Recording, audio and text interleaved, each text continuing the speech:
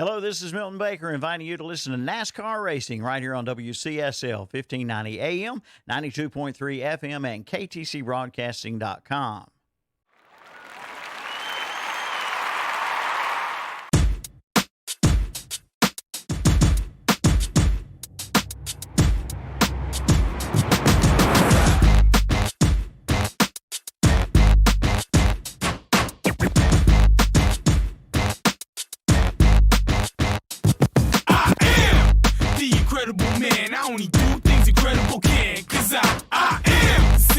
Chosen breed, you don't see too many like me.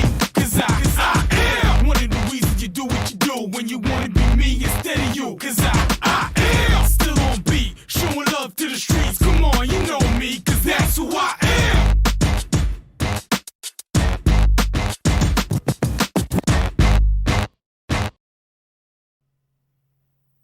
And good morning, and welcome to another Saturday morning Sports Talk with Kevin Hastings, Terry Reinhardt, Logan Baker, and Robbie Ruppe in the house. We have two guests with us today. And as always, I think we should mention our friends first, don't you think, Kevin? What was the last name for Rob? Ruppe. Okay. There you go. Good job. I heard something different.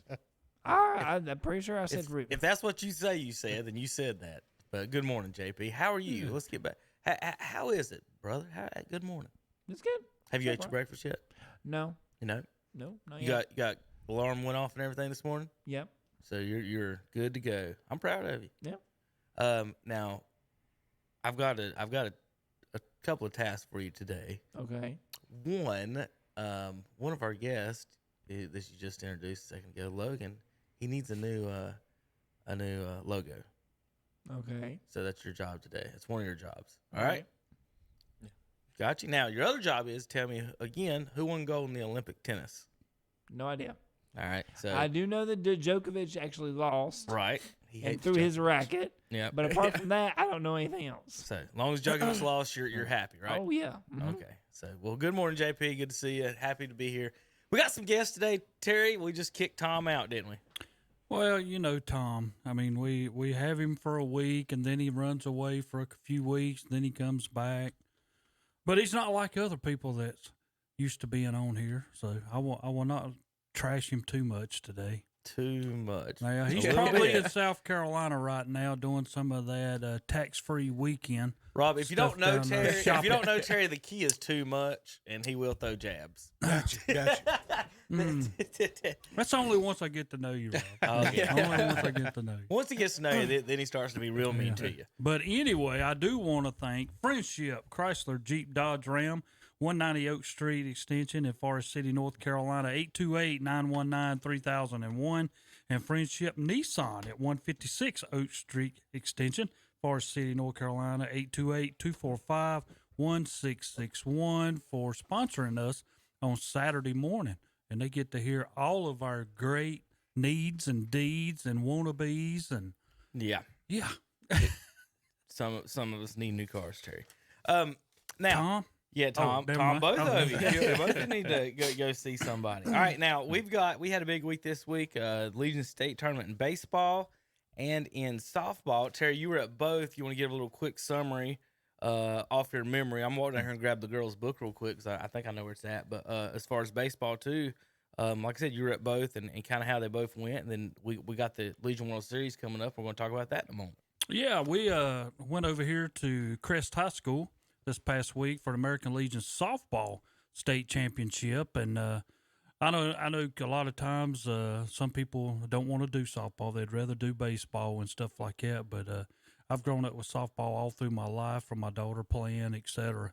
And I love the game. I love the speed of the game. I love how quick the innings go, etc. Yeah. But we was over there in Davidson County, won the state championship, finished 20-0. On the year. They defeated Wayne County. The only two losses Wayne County had all year long were in the state championship to Davidson County. They come in there and they finished 14-2 on the year. But Shelby, I thought, did well in their game. They lost the first one to Davidson County 5-4, and everybody was saying that's the most runs that Davidson County had gave up all year long until the final game, you know. But what a series it was. Again, Davidson County comes out on top, 20-0. They had a little kid that led off for them, Ivy Ray. And I told Kevin and them when I was watching her play, she would lead off for me at any time. She could bunt, slap bunt, just anything that you wanted to do when she is at the plate to lead off, you know. And then there's a kids from Robeson County who batted first for them, a Wilkes kid, and I would have had her on my team batting second because she is right-handed, but she could tattoo a ball into right field, left field, wherever she wanted to. And some great play, some great kids over there, and a great tournament, 3-day tournament, started on Monday, ended Wednesday. But the only thing I did not like, and me and Kevin and them talked about this, was if you got knocked into the loose bracket, it's a double elimination tournament. So Davidson County's out here in the winners bracket without a loss. But if Wayne County would have beat them in that game, the last one, and not an if game, but the last game, then Wayne County would have won the state. And I have a hard time with that. I think if you're playing in a double elimination tournament, that you should get beat twice. Absolutely. You know, not lose your last game and lose the state title. I mean, they'd have finished 19-1, and, you know, you would have thought about that for a long time. Like, how could this have happened? So, In the tournament, Davidson finishes 4-0 on the big comeback. I mean, Wayne County was up the whole game. yeah, they was. And Terry, you talked about your 1 and 2 hitters. Here's my question for you: would your 3-hitter be the center fielder for Wayne County? Yep, more than likely would have. That girl crushes the ball. I mean, she looks like it looks like a baseball player with her stance in the stance, and just clean, smooth. Almost, she's not big like Albert Pujols, but her stance and swing is almost mechanically just like his. Just a small step, just a flat swing, just boom, crushed it. She hit a home run. She had 5 RBIs in the last game. But you know, and then did make a heartbreaking play in center. But dropped the ball late. You know, it was, we call it center field, Terry. It's really second base. She came off. She ran 100 feet to catch it. But because softball with the field so small, it just didn't work out. And it's heartbreaking for Wayne being up, and then Davidson's good team, Terry. Their power hitters were actually their shorter girls. Yes, it was for Davidson. That's what I'm saying. They made their things taller happen. girls, like you thought they might be the Bombers. No, that's the shortest girl on the team. I think she had two in the tournament. Didn't she? 14. I got her name right here. But I'm going to tell you something about the tournament that I like. Cameron Oaks. Oaks. But I worry, we always watch softball, and you see a lot of bunting, and that's what you're going to see a lot of because they're going to make you play the whole field, and we talk about umpires. In baseball, where the umpire's in the middle. In softball, your umpires are on the outside. They'll have to butt and hook in softball a lot. But when we were over there, they were plays, and I worry about how come baseball don't bunt more because of how deep your infields are playing sometimes. And I remember a tournament that I went to that Alan Chapman and West Lincoln was in up at East Burke. And we were up there, and Chapman was like, I don't know what we're going to do here. So he's like, this team's a whole lot more powerful than him, but they bunted the first 6 guys that come to play. Listen, and Rob does a ton of games too. He could probably testify to this. Well, first of all, the Cardinals won a World Series against Detroit, bunting them to death. That's what I'm saying. And Coach Reynolds in the State Legion tournament, first team he played against, I can't remember which one it was. They bunted them to death because they couldn't play it. And a lot of teams, either they can't field it or they can't get it down, or maybe can't. Of do who's both. supposed to be where? Yes. And a lot of teams lose it. It's hard for these teams to swing for the fences, like with these dead bats and stuff. Rob and Jason was talking about it with Terry a little bit. You see these guys on TV, you talk about launch angle, and then you get to these fields, you can't hit it out because you bat. Well, I know when that tournament up there, and I'll never forget that because it's one of the things that always stands out to me in baseball that you would think that you could coach, and Chapman's a good coach, is going to send the first 6 guys up there to bunt. Yeah. But then when Peyton Craig got up there to bat, it was like a 20 hopper up the middle, but they were so far in that it got through the infield into the outfield. Well, Davidson County finished 4-0. Wayne and Robeson 2-2. Hickory and Cleveland County 0-2. I got one quick question / improvement. I don't know what you think about it, Terry. In softball, from what I've noticed, the girls' softball, is that you don't have time to make any mistake or anything in the infield, and the runners. Would it do good? And to me, this is just my opinion. I could be wrong. You say whatever you want. Would it be wrong to add 5 more feet to the base paths to give a little bit more room? Because you don't have like just playing softball in general, like even in slow pitch men's, like you don't have much time to get rid of it, but you got a little bit. But in these girls' things, every bunt, every ground ball, everything, there is no time for any type of hesitation or anything defensively. I think it sometimes puts the defense at a disadvantage, but and the runners, like you said, you can just slap one down to third.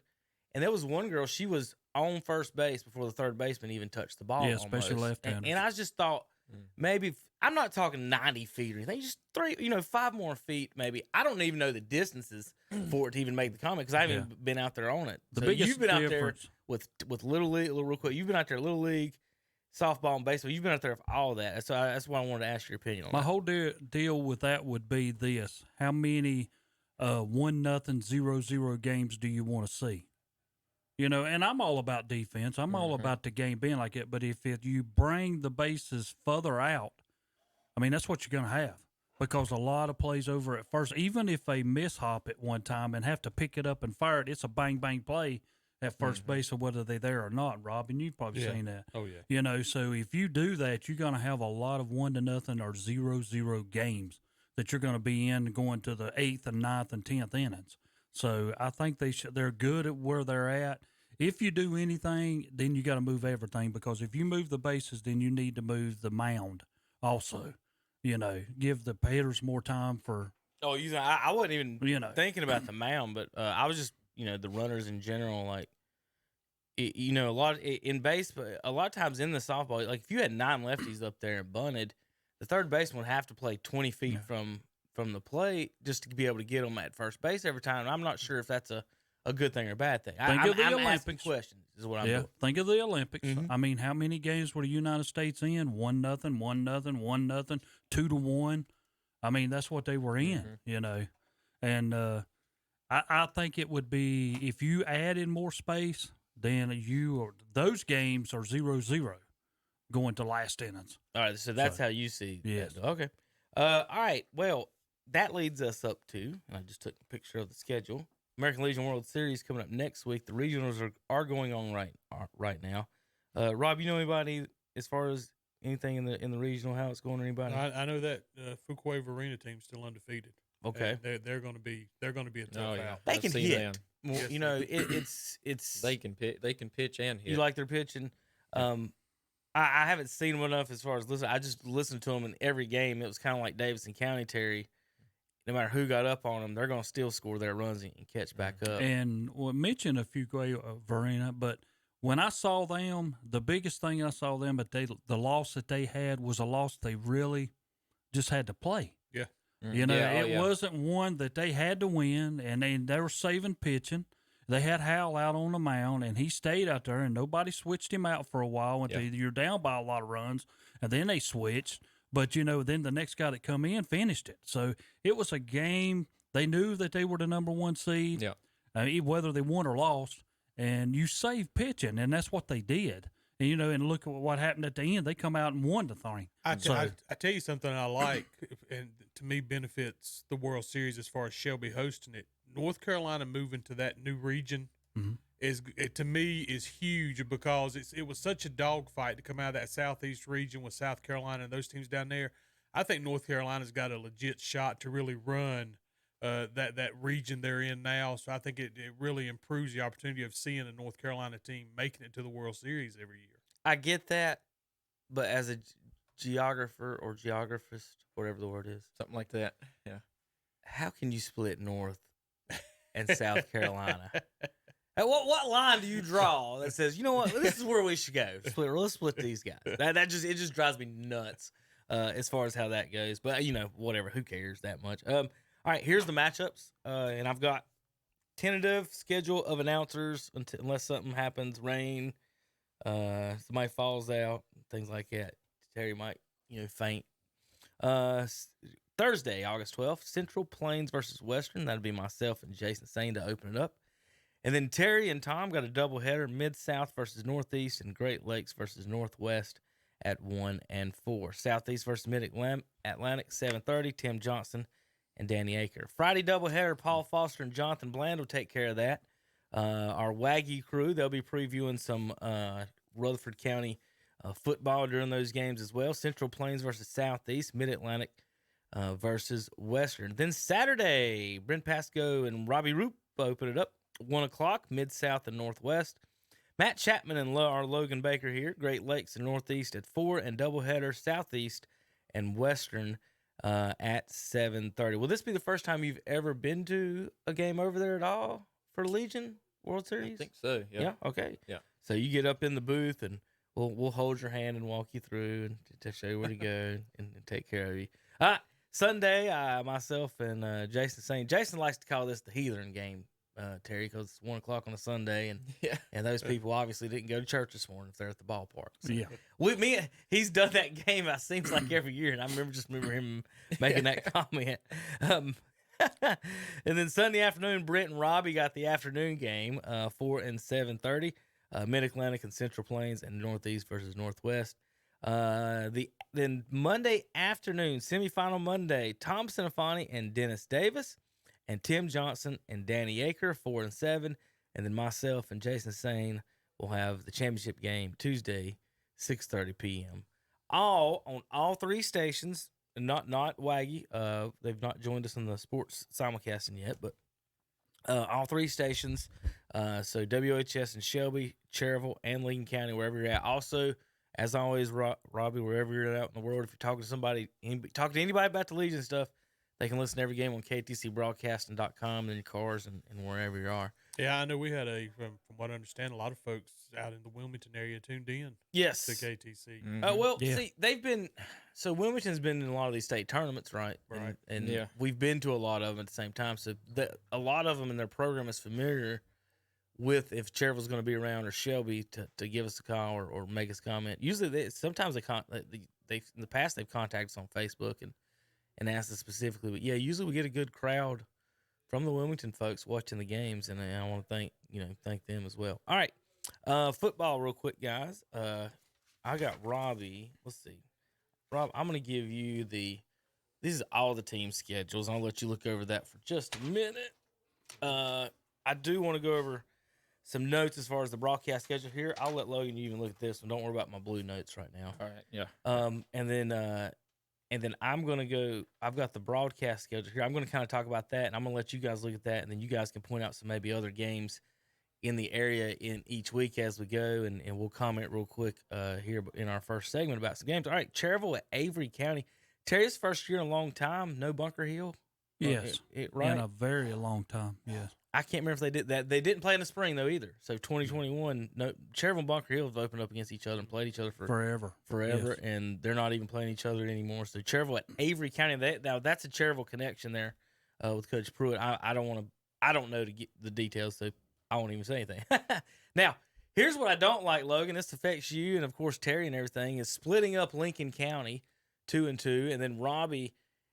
This was my proposal. See what you think while you're sitting here, Mr. Cleveland County.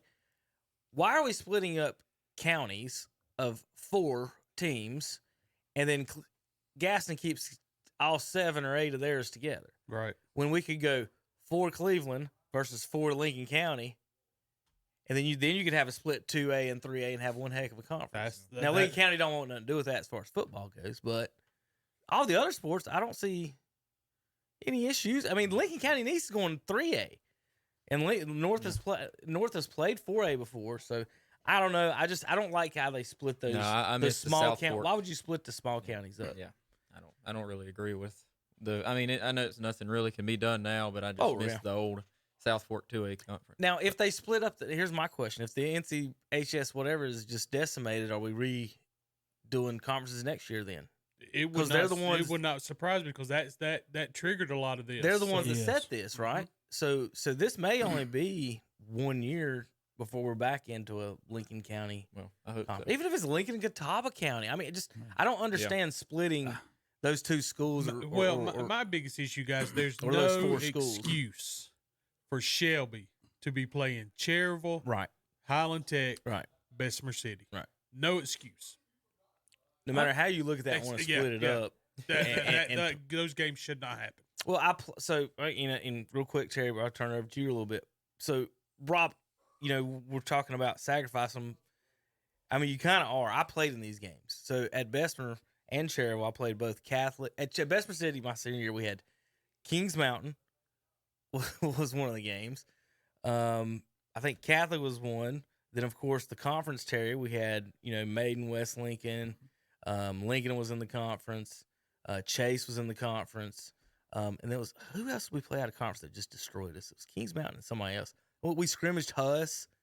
We scrimmaged Huss and played Kings Mountain first 2 weeks at Bessemer. And so I've been through that. So at Cherryville, we were in Shelby's conferences before.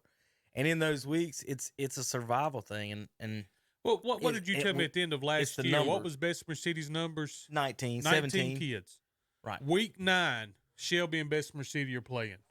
What shape are they in by that point in week 9 of this season? Shelby rolls out with 50, 55 players, athletes all over the field against a team that maybe has 20 players in week 9. It's absurd. It's honestly, and would you be surprised, any of you? And I'm not saying they should. I'm not saying they shouldn't. If we see some forfeits, we saw some in the spring. East Rutherford had to do it.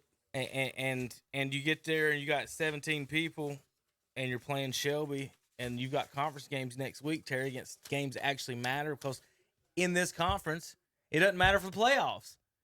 So you're being forced to play a team that isn't going to matter in your playoff standings because you're in the 1A part of it. That's right. And so it doesn't even matter if they lose to Shelby and Burns. So if you're if you're Highland Tech, do you not forfeit those 2 games and don't get anybody hurt? Stay healthy, and you play your 1A games. And I'm not advocating for not playing, but you've been forced to do something. I don't know if it's healthy or safe, Terry. Your thought? Well, every time I think about it, and I think about, where y'all's talking about Lincoln and Cleveland County being matched up, football-wise, that would be very tough, and I'm like Kevin is on that for anybody in Lincoln County to be matched up. I think there's some teams in their prime when the Surratts and you had the Wilsons at Lincoln and stuff like that, they could have matched up easily. But now when I look at what they're doing, I mean, I like the conference that West Lincoln and them in. It's all 2A, total all the way across. I like that. But when I'm thinking about Highland Tech and going to play Shelby and people like that, I've heard kids, and this is, and I ain't saying names, but I've heard kids already saying, you know what, I might be sick that day. Or, or what's going to happen. And if you're from a Bessemer City and you've only got 19 kids, you hope you have more this year that come out. Well, I'm not denying it happens. That's what I'm saying. We help people out. Why would we play our best quarterback or best players against Shelby when we got Cherryville the next week? We got rivalry game, homecoming, everything on the line. And my thing, if I'm a kid from Shelby and I'm wanting a college to look at me and my highlights are against a team with 19 players, am I going to take that kid, or am I going to look at a kid that's played at a different level? Yeah. So, again, this is one of my things. Logan, welcome to the show. About this is one of the things that I like to point out, and what I would like to make fair. I think as opposed to doing, and this we're going to have new people doing it, as opposed to doing it by number of students, which includes girls and people that don't play football, right? Mm-hmm. I think they should do the classifications by roster sizes. So like for the size of the roster, right? So and they're like, well, will they fake it? No, you use last year's roster size if you want to. Perfectly fine with me. This is how it would break down by roster size of the conferences: South Point, Crest, Shelby, Kings Mountain, Burns, Stuart Cramer, and North Lincoln. That's the top 7 roster sizes in the area. South Point, Crest, Shelby, Kings Mountain, Burns, Stuart Cramer, North Lincoln. Sounds like it's pretty good football programs and teams, right? Yeah, not bad. Next 7. Mountain Island, Hunter Huss, Chase, West Lincoln, East Lincoln, Forest View, and East Rutherford. Would that be a pretty decent competitive conference? Yeah, 2 Lincoln teams in there. Then the next one, Thomas Jefferson, Lincoln, Cherryville, RS Central, North Gaston, East Gaston, Ashbrook, and Bessemer City. So here's the difference between some of these schools. So Shelby, you guys are talking about, 56 roster, Burns 49 on the roster. Okay, this is 2 years ago. This is last fall, not this spring. Bessemer with 25 on the roster. Now, think about this, Logan. With 25 on the roster, we've got 11 on offense, 11 on defense. We got 3 backups. Well, we got now, if you count 2 kickers, now we got 1 backup. They've got 25 on each side of the ball. Mm-hmm. Yeah. And you just got 25. They've got a whole team. Yeah. And I used to explain to people, and you've seen some stars in Lincoln County. Caleb Farley, if he was in Cleveland County with a team full of Caleb Farleys, just think about he's just 1 versus 10. But then when you go over there, he might be the best player on the field against them. But they've got 8 or 9 guys that are set 2 through 11. And we might have 1 or 2, but their 2 through 11 is better than our whatever. And here's another frustrating rule there too when they base their 8-quarter rule. Yeah. Shelby's able to 8-quarter more guys than you too because they're a 2A football team, but their roster size may be double what you're carrying as well. Shelby could honestly not play the varsity against Highland. I'd say Highland Tech at least. And listen, when we against the backups, and it's not the backups, and again, it's the depth. So once you start taking starters out against us, we would score on teams. Like you take your best three guys in your defense, and what if you put them on our team? Like I said, we've got 25 less people than you. Give me your 3 best, and we'll see who wins this ball game. And we felt we had a fighting chance, and that's what football's supposed to be about, Terry. Now, here's the difference between these teams. Now, Bessemer City with 25, right? Yeah. Ashbrook, 26. As well. Now, student-wise, now they should be in the same conference football-wise, shouldn't they? Don't you think? Oh, I mean, if you're going by roster, I mean, if that I mean, I don't. Now, student-wise, Logan, Ashbrook has 1,200 students. Bessemer City has 600. Yeah. Twice as many students, but the same number of football players, and they have to play 3 levels up than Bessemer does. And that's what my argument is on the roster size, is that it would make the football better and more even, and you're not going to have Shelby and Bessemer's and Cherry. And that's where too you remove football out of the realignment conversation. Football becomes its own animal. Should you have separate conferences? I think so. Football becomes a separate conference. Terry, would you like that? Well, does it really matter in conference play? Like, hey, we're going to play a conference tennis game. You know, let's beat Maiden, or you know what I mean? Like, is that as big a thing in other sports as it should? You look into that? Maybe split conferences. That's what I'm trying to sit here and think, because I started thinking about if you are like a private school or some schools don't have some sports. Is that what you're saying? Yeah, and then I'm also thinking of basketball wise. I can have 7 guys on my team for basketball and be very strong, but yet we're talking about if I put Ashbrook and they got a lot of athletes and a lot of players and they only got 26 against, say, some other school that only has 25, and Ashbrook's going to be favored on account of the talent that's on the field at that time. And when you go to charter schools and different things, and I can put 7 people out there for basketball-wise that I can get from anywhere and compete with anybody, is it fair? I mean, that's what I'm looking at. Terry, they have lotteries to get those kids. Yeah, right. Yeah, I guarantee they do. But you know what I'm saying? That's where I start thinking about in other sports, would it be fair? I don't know. Well, we've talked forever that as far as that goes, it probably should be their own conference. Listen, they're in the one. Most of them are in the 1A, right? Mm-hmm. Well, when you look at the 1A playoffs, 80% of the playoffs are charter schools. So they've already. It was originally so they would have somebody to play. Yeah, that's why now they have enough people to play. They should be their own bracket. They're the 1As, and you can name everybody else a 2A. Either that, and then 3, 4, or 5. you play up. Like I said, play up classification. The same thing with the parochial schools like Catholic, Cardinal Gibbons. You have to play up a classification. I did see just Catholic because of the kind of ranked like 4th in the 4A. Yeah. Really? Dang. I mean, what kind of conference is Providence Day and all those 2 teams in? I mean, they don't play against. They do play maybe in regular season, but when it's the independent league. That's what I'm saying. At the end of the season, they're not going to be in the 1A, 2A, 3A, 4A. They got their own thing, So Marvin Ridge has 1,800 students. Cox Mill 1,900. Now, think of the difference between this. Eastern Wayne in East Rowan and Stuart Kramer on the low end, and Huss have 900 to right at 1,000 students. So they almost got double the students within the same classification. That's why I always thought it needs to be spread out. I think 1 through 6 and have 1 the charters, 2 the the very low everybody else and go up through there. The 6s, somebody's got 3, 4, 5,000 students. And see, that goes back to the argument That's as many people in Cherryville. The state has said they just couldn't get the schools to vote. So this is kind of what's got you in this position too. If you're not taking the time to vote, then you have to lay it at the feet of your ADs. They should have some type of other rule other than if a non-vote is a no. I don't know. It's something other than they're paying their fees. I don't understand why you wouldn't. I don't get it. It's weird.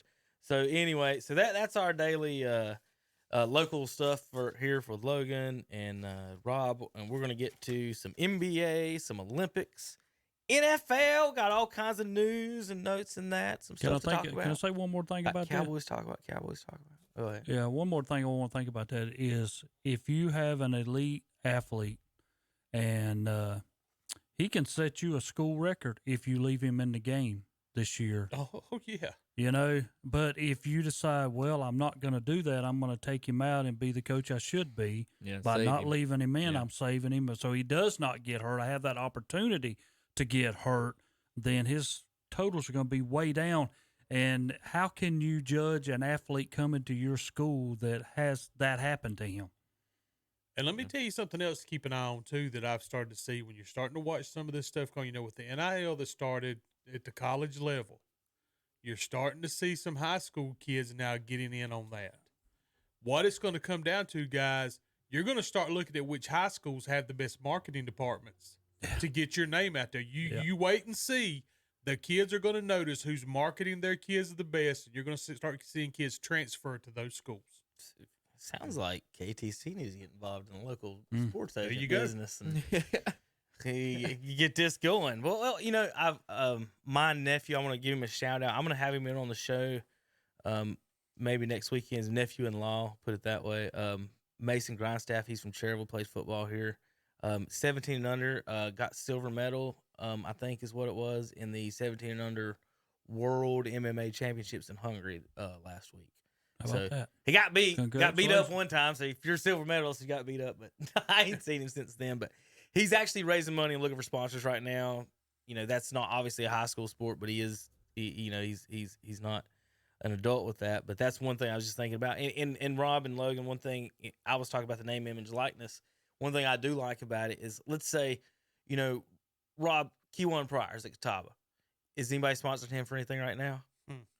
Now, for someone like him, and I don't know anything about his family or anything like that, but what if you were him, or say, what if your son RJ goes to be a lineman at Virginia Tech?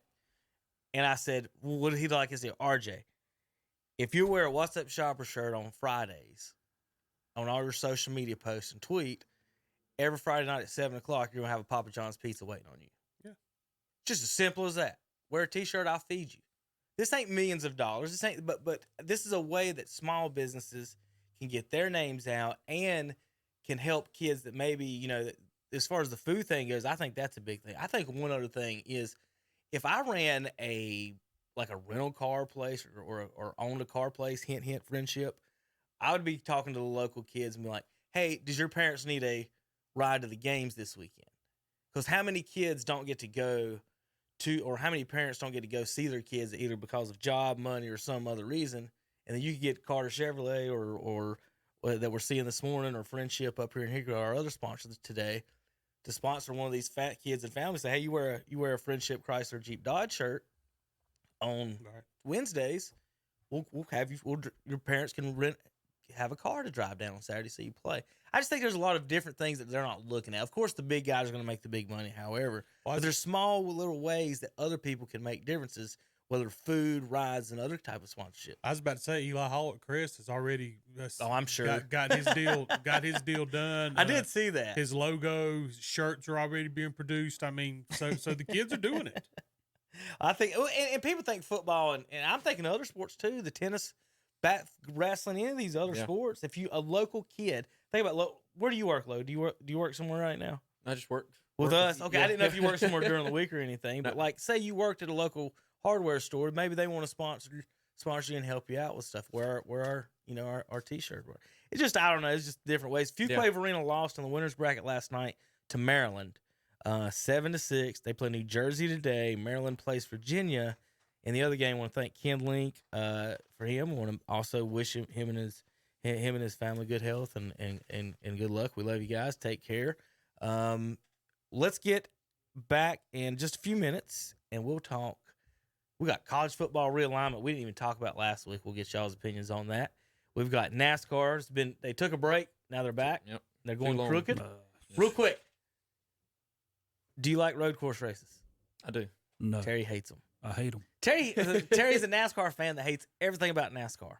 Well, I'm not like that. Except Kyle Busch and restrictor plate racing. I've got two things I've nailed down.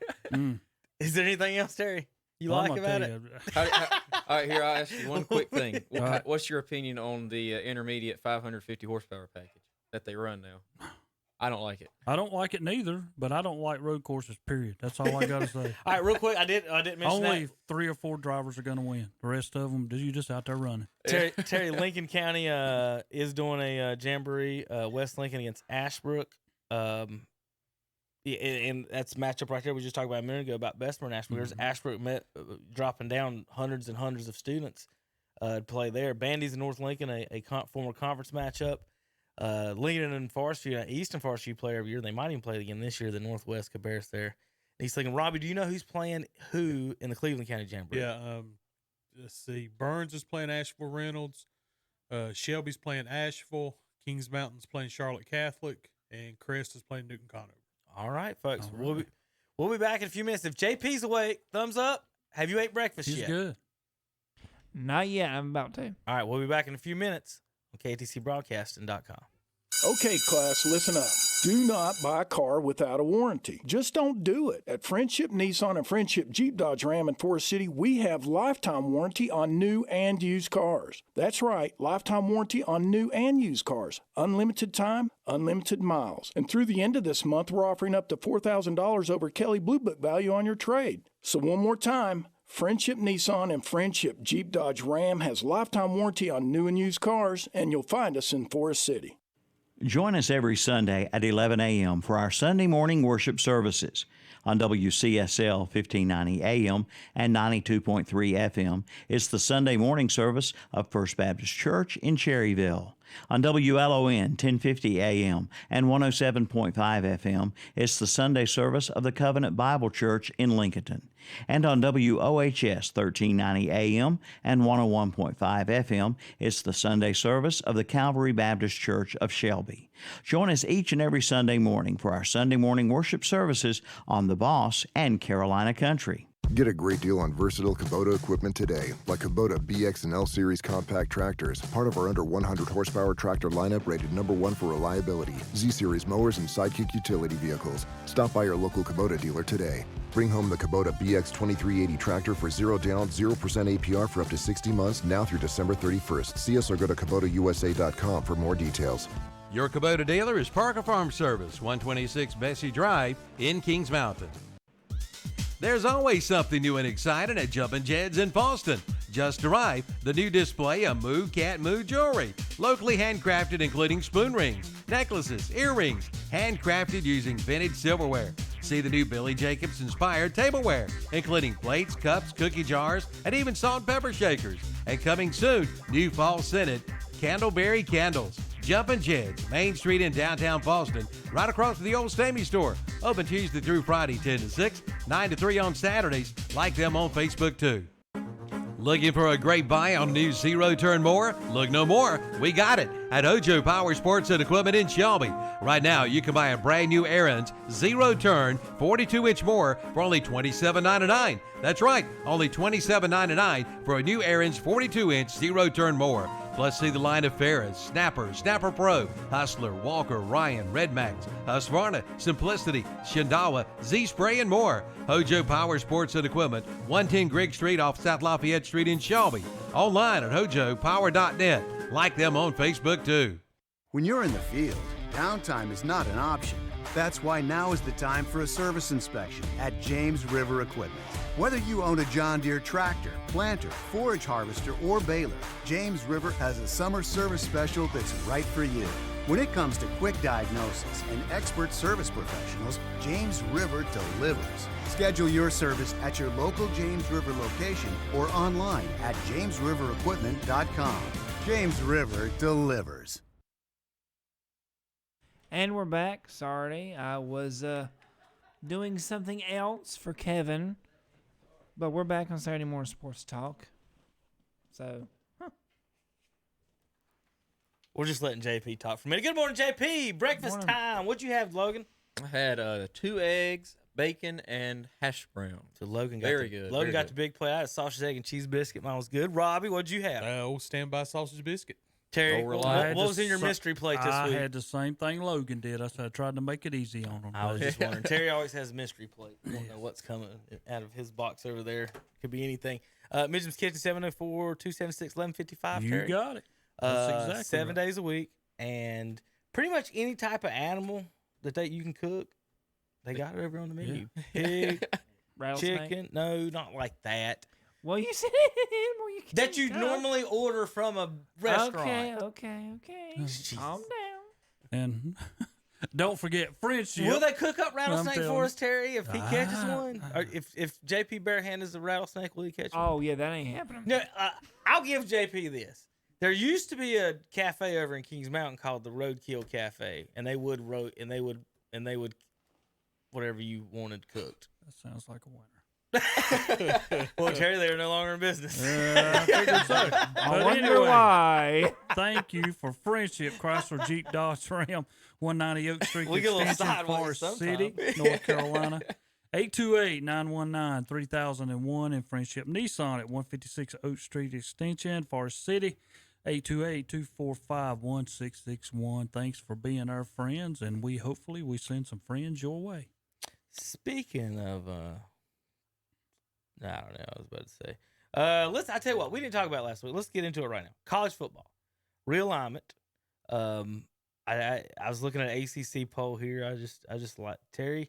Did you know State got a vote for first place in the ACC poll? How about that? How you feel about that? That's good. Is I think that we're what, somebody? predicted second? Is that somebody from Raleigh? It probably was. Was that It might Dabo? have been my vote. You think I that was don't know. Dabo? Yeah. Dabo didn't do that one. Carolina's voted to win the other side. State in second there. I was watching some television last night, and I usually, when it goes to Carolina, not one of them people who will leave it there. I do like the tradition of past, of just seeing how players play, feel forward, et cetera, all the way up. But I was watching last night, and they had Mac Brown and Hal on there, and they were asking Hal different questions about the coach, and he got 3 out of 5 right about the coach and that he didn't really think of, or that's just questions that just popped out. But, they got him down as maybe player of the year for Heisman. Yep. Yeah, in college. And, don't get me wrong, but they was talking about accuracy, and they tried to put him up against McCoy from Texas, and Mac Brown was really impressed with his accuracy on every pass that he makes. So, for Carolina fans, you got a good quarterback. Let's see what you can do with him. Well, he better be good. Mac Brown sold his soul for him. So he did. I'm just letting you know. Yeah, they're going to be struggling about 3 or 4 years, Carolina. Number 1 overall recruit, the Quinn Ewers. Ewers, anybody know how to pronounce his name with the mullet?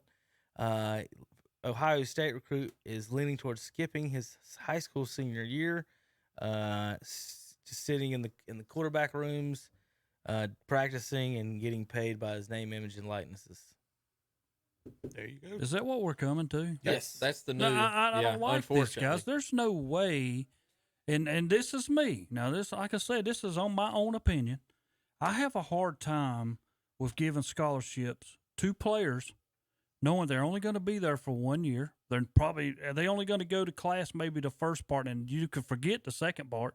Because it's happened at State. C.J. Leslie was one of those that went to school to start, did what he had to do. If somebody didn't help him out, he passed, and then the second part he never went. But is it not right that we're giving up scholarships to players and that could be given to somebody else for some other reason, and we're giving it to guys coming in? If they are able to make their own money now, why should I give them a scholarship Well, to come to my school? And that's again, to me, if something doesn't change in the next little bit, talking about realignment and what's happening, that's why you're seeing Texas and Oklahoma go to an SEC because of the marketing side of things. That's why Clemson and Florida State are looking into getting out of the ACC to join the SEC. Same thing on their side. The ACC messed up way back when, trying to make the argument of we're going to take Syracuse, Boston College to get into the Boston and New York market, when that whole time they should have been focused on the state of Texas during that time and bought in Texas and West Virginia, because now it's too late. And I believe the Big Ten is going to try to swoop in and pull in a Carolina, a Duke, teams like that to try to pull them out there. We could be seeing the death of the ACC if they can't change something quickly. Well, one thing I'd like to point out in all this realignment stuff, and see what you think, Rob, is I think Appalachian State should be on the phone with both the Big Ten and the SEC right now, begging to be like, there's 4 teams in North Carolina and the ACC. We're the only one. Now, if you're the SEC, I know this wouldn't be what would happen. Wouldn't you rather have App than Vandy, considering you already have Tennessee? Vandy gives you nothing to the conference and never has. Why wouldn't you want that App State in North Carolina? But and if I was them, I would be pushing hard before they start trying to poach and pull the ACC apart, because the ACC will hold those teams, I think, better than someone like App would say, I've got you the North Carolina market, or Charlotte. If they can't do something now, all upward mobility that a school like Appalachian, a Liberty, a Central Florida, there's going to be nowhere else. They're going to be as high as they could go because they're fixing to be locked out. If things continued on this road, on the path they are now, there's going to be nowhere for them to go. Well, I've been saying for the last few years that I thought App should be really calling the SEC and pushing to them, and because of that reason alone, before North Carolina, if they don't want App of North Carolina and whatever's in State's going to come. And I told Terry a few weeks ago, I thought State should be the one actually saying, come get us, SEC, because we're not succeeding in the ACC. It's just not happening. We could be the only team in North Carolina. SEC recruits. NC State football would jump. And see, I've heard that rumor of the possibility of NC State joining the SEC, Duke, Carolina going to the Big Ten, and Wake Forest being left out altogether. So what happens to Wake in that equation? Well, when I think of things and I think about, we keep talking about Vanderbilt and stuff like that, but, Vanderbilt does bring baseball to the equation. I mean, I understand it's about football. But let me give you one comparison, though. So does Coastal Carolina.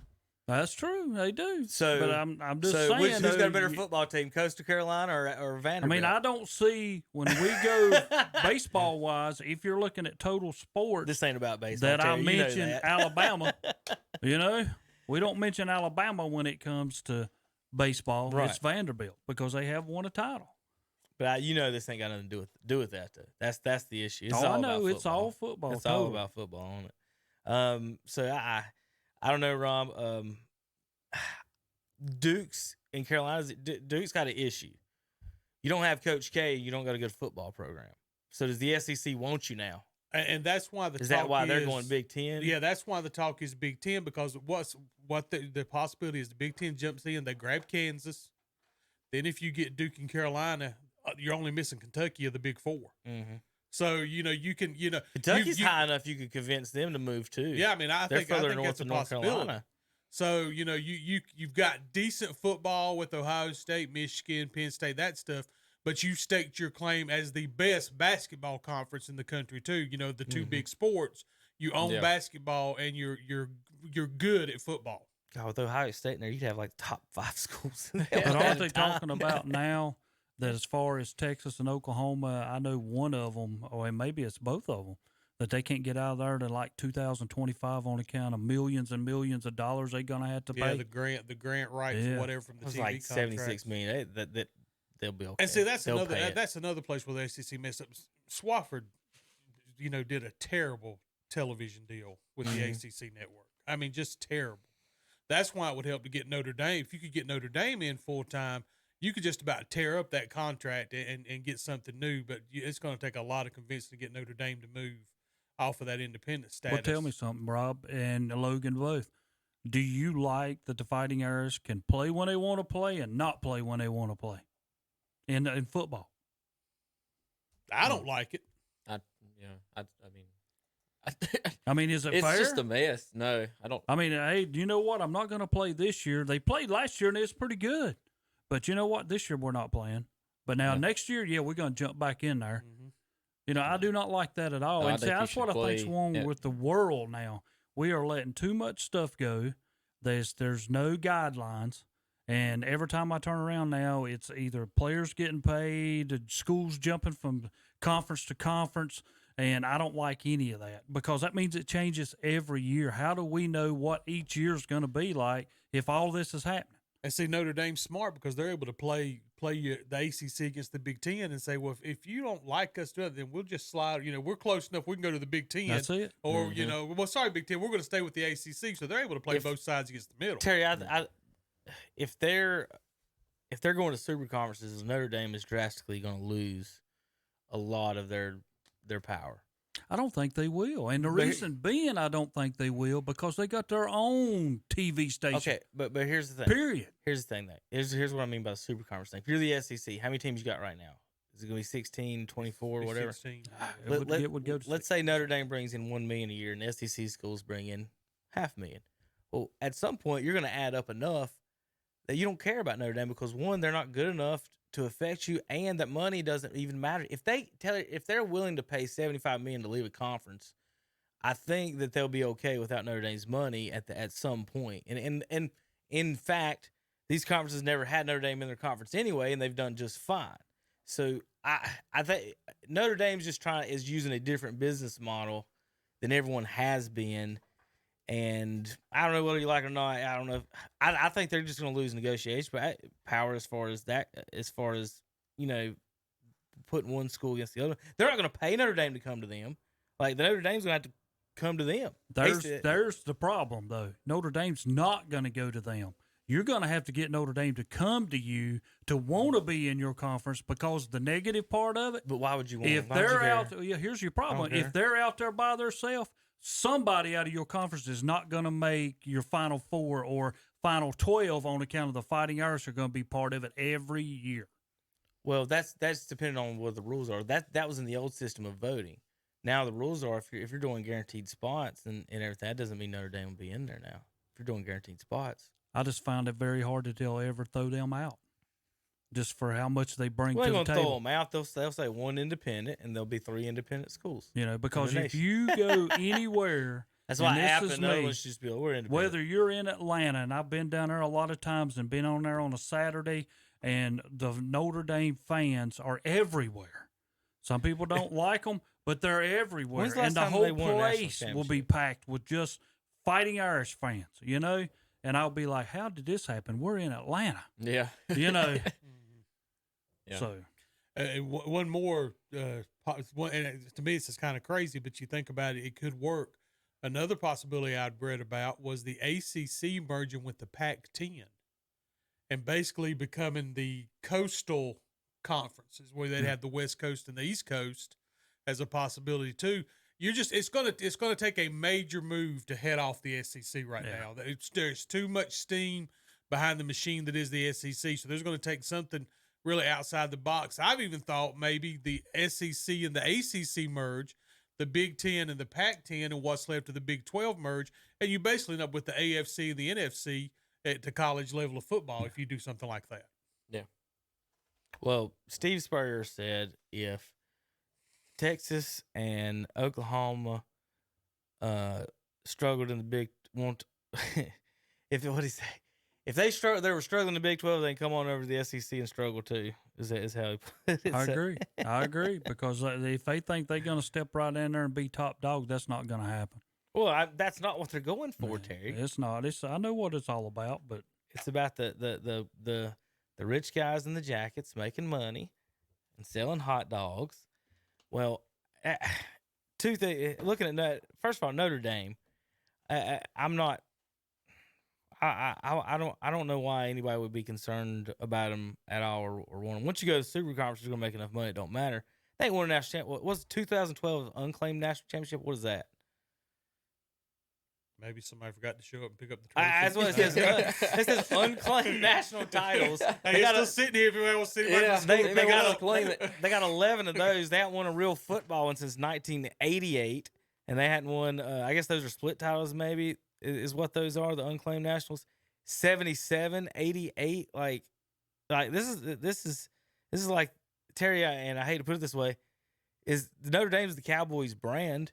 Like you're ever worried about Notre Dame's brand, but 8, the Cowboys 9, ain't going to do 10 games nothing. a year. And it's but they're going to take somebody who should be in it out of it. And like you said, Terry, they bring fans, they fill up stadiums, and they bring eyeballs to television. And everybody wants that. If you're going to go to the SEC, that's the first thing SEC sees. But how many people you're bringing? What does it matter who they play though, Terry? What does it matter if they're in a conference? Like Notre Dame plays Coastal Carolina and Vanderbilt some years, and you're going to tell me Notre Dame don't play Alabama plays teams like that. Notre Dame will fill up a stadium. Well, I guess they're like Michigan. They play decent teams. No matter who you're playing, Michigan's going to fill up the stadium. The Fighting Irish, no matter who they playing, are going to fill up a stadium. Oh, that's good for them.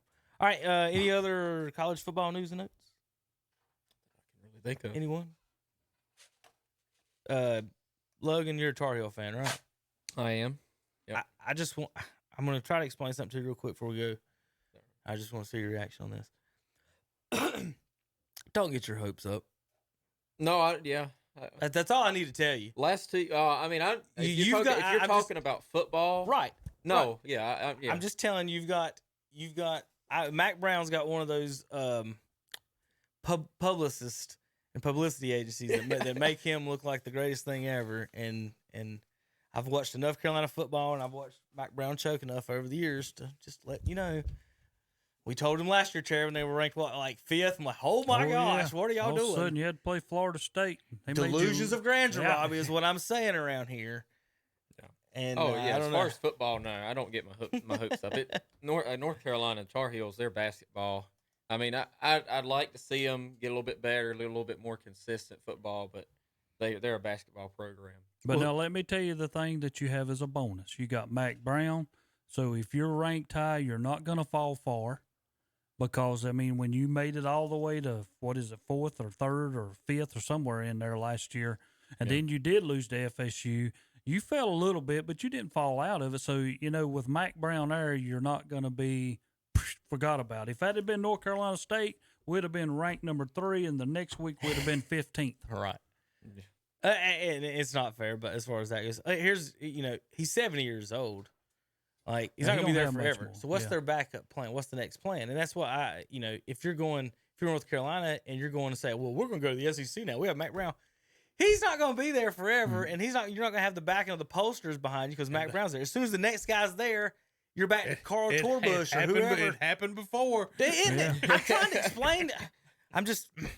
I've seen this show before, and Robbie's a Duke fan. He's just going to enjoy it, and he's a State fan. He's going to enjoy it, and the Carolina fans right now, I don't know. I'm just telling you guys, you're getting too excited about this. Is all a LaMelo Ball fake show. That's all what it is. All right, we'll be back in a minute. We're going to talk. We got NBA to talk about. Speaking of LaMelo, we've got free agency galore. Mm-hmm. We've got Olympic basketball. The gold medal was won last night. Yes, it was. They did not win a LeBron's medal this year, Logan, so congratulations to them. They didn't shame our country. And they, let's see, what else we got? We got NASCAR. Did I miss something yet? Baseball. So we'll talk about that. How this week the Cardinals have played y'all sorry Braves, y'all sorry Royals, and Tom sorry Indians, and we can't beat nobody. You beat us last night. We'll be back in a few minutes on KTCBroadcasting.com. Lifetime warranty on new and used cars at Friendship Nissan and Friendship Jeep Dodge Ram in Forest City. And now until the end of the month, Friendship in Forest City will offer up to $4,000 over Kelley Blue Book value on your trade. Guaranteed best prices on new cars, all used cars priced way below book value, and now all new and used cars have a lifetime warranty, unlimited time, and unlimited miles. We're simply not like any other dealer. Friendship Nissan and Friendship Jeep Dodge Ram, we're located in Forest City. Francis Brothers Used Cars, now in their 51st year in business, has been proudly serving the people of Cleveland and Rutherford counties since 1969. With a great selection of nice buy here, pay here cars, trucks, vans, and SUVs. Don and Bino invite you in to check out their inventory and look forward to helping you get your next vehicle. They also have a service center offering oil changes, OBD inspections, brake work, shocks, axles, and CV joints. Francis Brothers Used Cars and Service Center, 134 North Main Street, downtown Boiling Springs. Go see them for your next automotive buy or service. It's back to school time, and KTC Broadcasting, Downtown Radio, and What's Up Shopper are bringing you a $500 back-to-school shopping spree.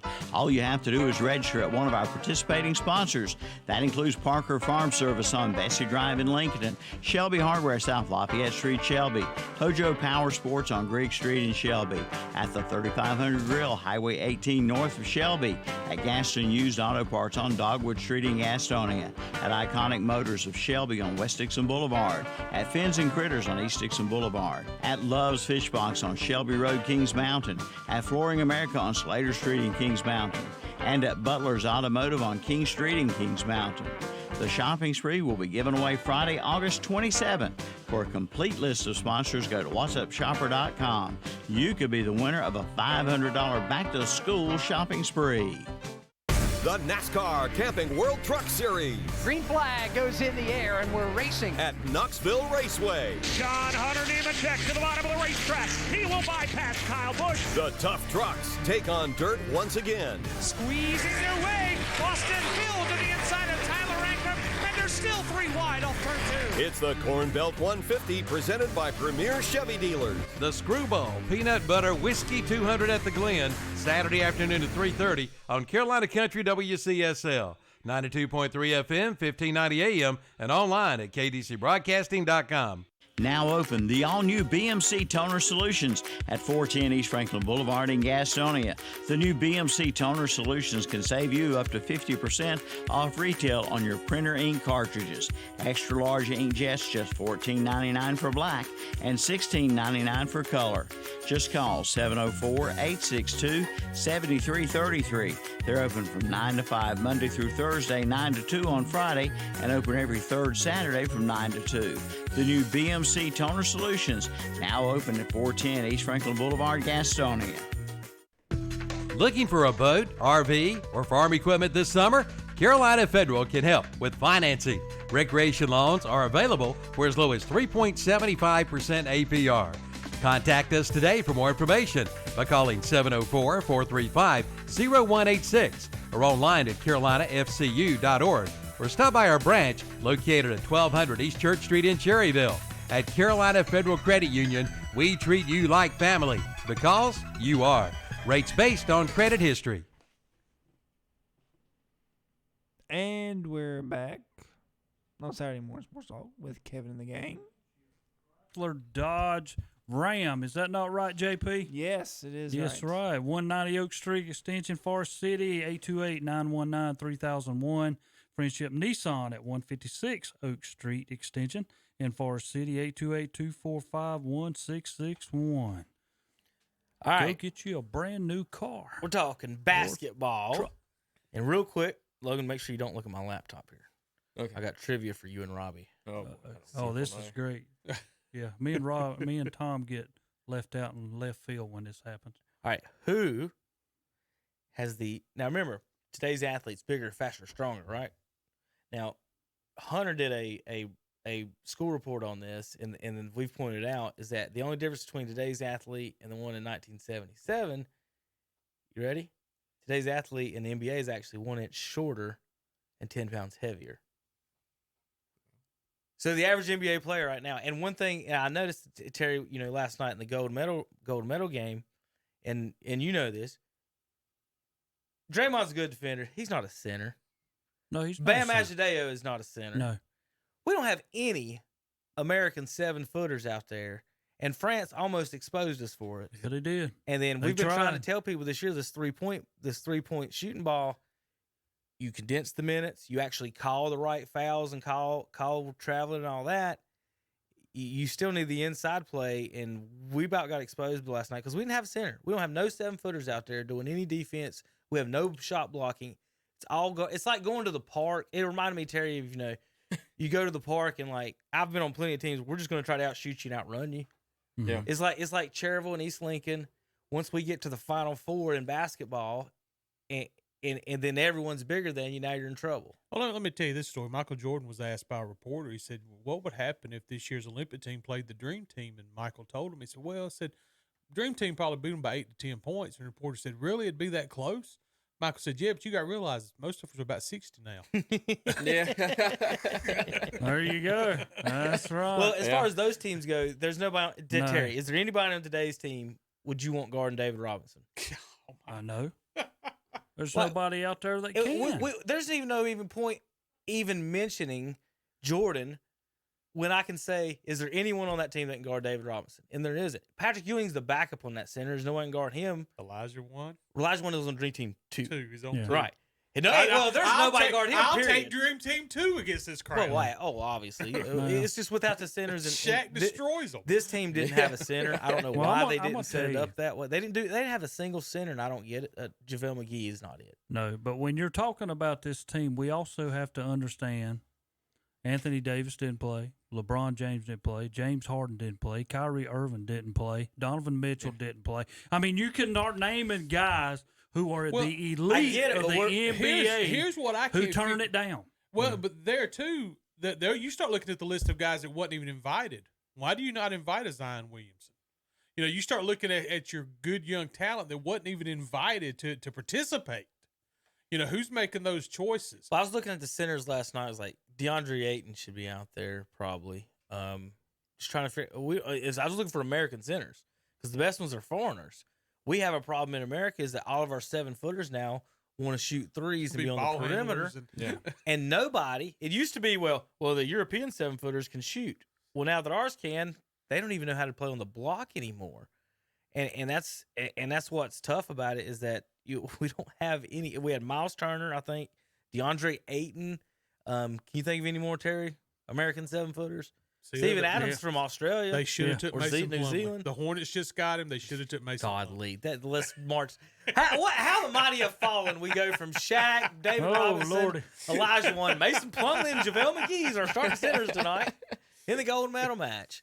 But like I don't. We got a lot of good guards. I have no problem with it. But we have no big men that now, and it's weird. I know you're young, and the best thing Giannis. If you want to know what David Robinson was, I think Giannis is David Robinson. Play. I mean, with a better handle. They're 7 foot. They have the same stats all across. Well, Giannis isn't American, Terry. He's Greece. Oh, okay. He wouldn't be playing for us. He could play for us. They probably frown upon him playing for the U.S. national team. I don't know. Last night's game, I don't know whether everybody watched it, but I saw where Kevin sends out this thing about, Draymond Green didn't help us. Well, I'm going to tell you what. The United States were behind until Draymond Green entered the game. So people can sit back and say whatever they want to. And then they build up a great big lead. They take him out. All of a sudden, the lead comes back down to like 6 or 8 points, and they put him back in. The first thing he does was get a steal. The United States is off. The lead goes back up to 10 just as quick. All right, so this is the leader of the Draymond Green fan club and lovers. He's the best defensive guy that we got. So he's the best defensive guy on this United States Olympic team. Terry, he's better than Holiday. Holiday can't even compete with him. Terry. I mean, if you add up the minutes, and then when you sent that out, I was like, okay, so Kevin Durant had 35 minutes of playing. Draymond had 16. Right. That's how it's supposed to be. I understand that. Guys, we are missing the elephant in the room when I look at this year's Olympic team, and the one thing that's missing, I think the cog in the wheel, and we all need to acknowledge it. Coach K's not there. No, that's true. That's not even close. But now I will say one thing about it. Coach K's not there, and Popovich learned from his mistakes losing to France. He had to. I mean, I'll agree with you on this point. Krzyzewski takes it 100% more serious than Popovich does. I think so. I'll say that. Yeah. When Popovich lost to France, he was 11-6 as Olympic coach. And then he won 5 straight. Now he's 16-6. So it looks he's a got lot more better. losses than we do have in Olympic history. That's what I'm everybody saying. combined. Real quick, back on Draymond for 1 second, Terry. You said the first thing he did was this. No, the first thing he did was come in the game, and France threw it to the 7-footer who backed him down and laid it up on his head twice. Is the first thing that happened. Or one of the That's times. the first thing. No, then he blocks a shot. Then he had 0 points in 16 minutes. He is never what happened. shot. Right. Okay. He knows his job. Okay. It's like Dennis Rodman playing for Chicago. You got to know your job. That's the reason people, when they get to basketball, aggravate me so much. It's about rebounding. It's about the steals. It's about the blocks. It's about being a communicator on the floor. He had 2 rebounds and no blocks. He had 5 assists. Terry, if I'm on the court with Kevin Durant, he blocks. Devin Booker, Damian Lillard, I'm getting 5 assists without blinking. He only played 16 minutes. Right. So here's what he does on offense, and I was watching the game. How many did Holiday have? So when he gets the ball, the other team don't guard him, right? He had more assists than Holiday. What he does, here's his offense, Robbie. When Draymond gets the ball, they let him bring it up so no one else has to get tired because nobody's guarding. No, nobody can guard him bringing it up. So Draymond brings it up. Unless you throw a guard out there. And this is the offense. So when it's almost like my old Cherville offense. You had 3 options. So let's pretend you guys are my wings, right? Mm-hmm. So if I passed to Logan, I had 3 options. I could come and screen for him, I could screen away, or I could cut through. That's the only thing Draymond does on offense. He passes, and every person he passes to, he screens them immediately because he will dribble straight to them, hand them the ball, and then cover himself and do a screen. That's his offensive game. How many He did times? that like 9 times in a row last night. And I'm like, this is such a waste of time. Did you hear in the Olympics when Draymond wasn't in there, I would get Green back in for his defense? Watch this. Who's more important to the team winning the gold medal, Kevin Durant or Draymond Green? Well, everybody's going to say Kevin Durant. I'm asking you. You're asking me? Yeah, you. I can't compare nothing like that. You're talking about 35 minutes to 16 minutes. So if Draymond got 32 minutes, he would still have 0 points to Kevin Durant's 29. Let me throw this back on you then. If we're going to do it that way, if you're going to go back to game 1 when we played France, who's the guy who lost the game for us? KD, because he couldn't hit nothing. He was like 0 for 6 in the 4th quarter. Could not hit a thing. How many Draymond get in that game? I don't care how many he got. I do. If you wanted to score, buddy. That's why you're there. If you're on the court, pitch in. No, you All did right, not score. So speaking of Draymond, Logan, if you're the Golden State Warriors, do you trade Draymond for Ben Simmons straight up? I don't really know, to be honest with you. I mean, I think Golden State. Rob, they need to make some moves. Being an Eagles fan, I keep up with a lot of Philadelphia sports, in general, and to me, Ben Simmons is a waste of talent, an absolute waste of talent. I can't stand Ben Simmons. Thank you. He couldn't beat North Carolina State. Well, State played him and we beat him. So he's nothing. He cannot play the game. He's afraid. You watch him play. He plays afraid. He's always played afraid, and I don't see that changing. Yeah. If I'm Golden State, I wouldn't. I don't know why they would want anybody on the team that can't shoot other than Dray. You definitely have to trade them Draymond because you can't have both of them on the floor. No. Golden State's not going to give up Draymond. And I'm like, Terry, y'all gave up Kevin Durant to keep Draymond Green. You're not a Golden State fan, but Golden State gave up Harrison Barnes and Kevin Durant to keep Draymond 0 points a game. Well, and they haven't won anything since. If you're telling me to pick between those two and the other things Draymond does on the court versus Ben Simmons, I'm Draymond Green all day. Let's see as far as other trades and things. What about Terry, where would you rank the top 4? Who would you rank as the top 4 teams in the East right now? You'd have to go with Milwaukee. You got to go with Brooklyn. That's hard Let for me ask to you this. say. I would put Atlanta in it just on account of the coach. Okay. And see, here's his bias there. He's at Nate McMillan, NC State there, Rob. So Nate McMillan's been one you of have to my take everything he greatest says of all with, time. with a little bias for and grain of State. salt. I have to explain it to you guys. Yeah. All right. Because he knew how to run the floor. What about at 3, my proposal for the third best team in the East right now, the Miami Heat? Could be with I like what they're that getting. Miami team. Yeah, They could just be. added Victor Oladipo and Kyle Lowry. I love Kyle Lowry. What do you think, Logan, about as far as the East? I've got those three. I don't have. There's just something about Atlanta. I just can't do it with them. Maybe Boston will be better. Is Atlanta going to be better than Philadelphia? Because we don't even know what Philadelphia's roster is going to be if Simmons is gone. That's my question at the 4 spot. Is Philadelphia at the 4? I've got it to 6 right now, fighting with Atlanta and New York. What about the moves, Logan? I'll let you make about the Chicago Bulls. I don't really know. I hadn't really been keeping up with it too. Their starters, they've got Lonzo Ball. Okay. They've got DeMar DeRozan now. Okay. I saw that. Zach LaVine and is it Mirotic? No, Vucevic is the center, or Mirotic is the center. Markkanen is asked for a trade. He doesn't want to be in Chicago anymore. The power forward. They just moved Kobe White, that's moving him to the bench. So that's their starting lineup right now. Marketing is rumored to be a signing trade with about 4 different other teams. Charlotte is one of them. Charlotte signs Kelly Oubre, and the highlights that were showed on Twitter was him in a pickup gym practicing. So I don't know how good that's going to be for next year. I think it's a good pickup, but that was the highlights on Twitter they were making fun of. I was like, this is the highlight. But Robbie, okay, you're a Hornets fan. We're in the East. Right or wrong, I've got them as the 10th seed again next year. Maybe in the playing game. Will there be a top 6? I don't think they're top 6. If they stay healthy, they're top 8. That's I know, my biggest thing. I know you gave Ball a hard time. Gordon Hayward's not going to play more. But you games. start surrounding him with shooters. I think it makes their offense that much better. They still, did they upgrade their center spot with trading, with Cody Zeller versus Mason Plumlee? Maybe a little bit, maybe a little more athletic, but they've still got a gaping hole at center.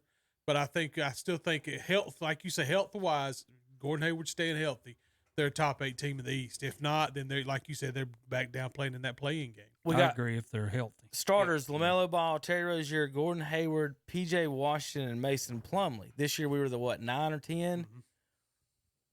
And it's got Book Knight right now in 3rd string behind Oubre at shooting guard. So we just spent a lottery pick for a 3rd string guy. I think for now, it's not good. Well, he's going to play more because Gordon Hayward's going to be hurt. And I think before it's over, when I looked at that draft, I think Book Knight may be the best scorer in that draft. So I think he's good. At some point will contribute. The thing I like about what they've done, and you look at that roster, they may be the most athletic team in the East. Now, I'm not saying they're the best, but you look from player 1 to player 10, they may be the most athletic team. But they're scary because one day they're going to beat you by 30, and then next night they're going to get beat by 30. Well, let's just go over this. Are they better than the Boston Celtics, Terry? No, not now. Not since Horford's back. Is that team I just named better than the Washington Wizards? Maybe. Bradley Beal is Bradley Beal. Yes. You think maybe who? Okay, the Wizards got Bradley Beal, Spencer Dinwiddie is their new point guard, but they can score with them. Didn't Washington just beat them in the playoffs? Let me pull up there. So their starters are Kyle Kuzma, Rui Hachimura, and Thomas Bryant. Spencer Dinwiddie. Well, I don't think LaMelo Ball's as good as Spencer Dinwiddie. So I mean, so we're on totally different ends on that one. Bradley Beal has nobody on the Hornets that can score like that. Kuzma's had 35 20-point games, I think, in his career, is what they said the other night. And then Rui, I like Rui. All right, so there's Washington. What about Indiana? Yes. They're better than Indiana. Indiana, Malcolm Brogdon, Karis LeVert, T.J. Warren, DeMontis Ellis. Now, you say they're better than them. The Hornets only had one player that averaged 20 points a game last year. Indiana had 3. Yeah. Brogdon, LeVert, and Sabonis all averaged 20 points a game. The And only one Warren we have is Terry could have- Rozier, and he's 6'1". Warren could have if he had played all year long. Well, yeah, there you go for T.J. Warren. So, but are they better than them? You also look at the Hornets too. They had and their center's 5 Miles or Turner, 6 too. guys on any night could go off for 35 points too. So, you kind of balance that out. Do you have the consistency, or do you have guys across the board that has that big point night for you that night? I mean, yeah, I don't know. I think I think they're better than that Indiana team. I don't think they're better than Chicago. The Raptors are better than them probably. Well, I think the Raptors, Magic, and Pistons are all going to be terrible. Yep. And in Cleveland, probably bad too. So, honestly, with the way – there's 4 teams right there that's going to be terrible. So, you're really not even playing hard to get in the play-in game. Oh, yeah. It's one of those top 6, and I'm not sure that's going to happen. All right, out west, Logan's Lakers. You get that, Terry? He's a Lakers fan, Terry. Oh, Lordy. Terry's a Celtics fan. You're both Cowboys fans. Oh, yeah. I'll give you halfers on that part of it. So, But being a Laker man, when you walk in this room, Logan, let me tell you how this works. oh, gosh. It's all about Boston. We mention nothing about the Lakers. We don't care about the Lakers. We don't care if they go 0-82. That would make me very happy. Well, they both won the same number of championships as the Charlotte Hornets did in the last year and a half. Yes. Right. Yes. All right, Lakers. Right now, Logan. Here's the thing. Oh, wait, I'm going to write down a number. Uh-oh. In my where I have them in the West right now finishing. Now, regular season. Remember, it's just regular season playoff. Regular season. Now, I will say this right now with what they have on that roster, if it can stay healthy, which we saw with LeBron and AD this year, was a big. Well, it was just the whole league problem with people staying healthy. But if that team can stay healthy, I think they could be dangerous. I mean, You got one as long player as that I there's- like. what? You got one player now that I like. And Russell you just Westbrook? got him. Yeah. Wayne Ellington. No. Westbrook. You like Westbrook? Yeah. I did not think you was going to say that. Yeah. I really did not. I think there's a way this could be very good for the Lakers. I can see with all 3 of those guys having huge egos on that team, I could see kind of a clash. But if they work well together and they use their talent the way they need to use it and they work well together, I think I think if they stay healthy, I think they'll be top 3 in my opinion. Okay.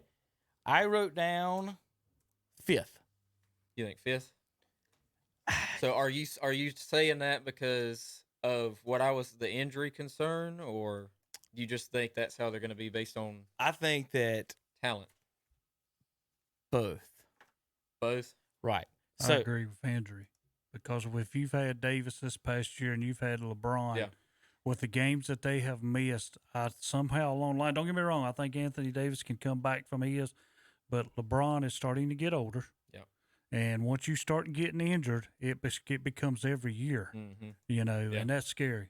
And and another thing, I think for the Lakers, it's important with that being a risk. I saw it last year, and to start the season, Lakers really doing good, and then there was really the injuries with both of those two really started coming on. And what I noticed last year was they were a flawed team, and I say that because they had those 2 guys, and that was it, and it would work beautifully when they were both out there. When they weren't out there, and say if it was just LeBron out there, if it was just AD out there, it did not work at all. Can I say something? To me, y'all's biggest mistake was letting Rondo go. Somebody to run your point where the other guys did their things without, to me, when y'all let Rondo go, to me, that changed your whole team.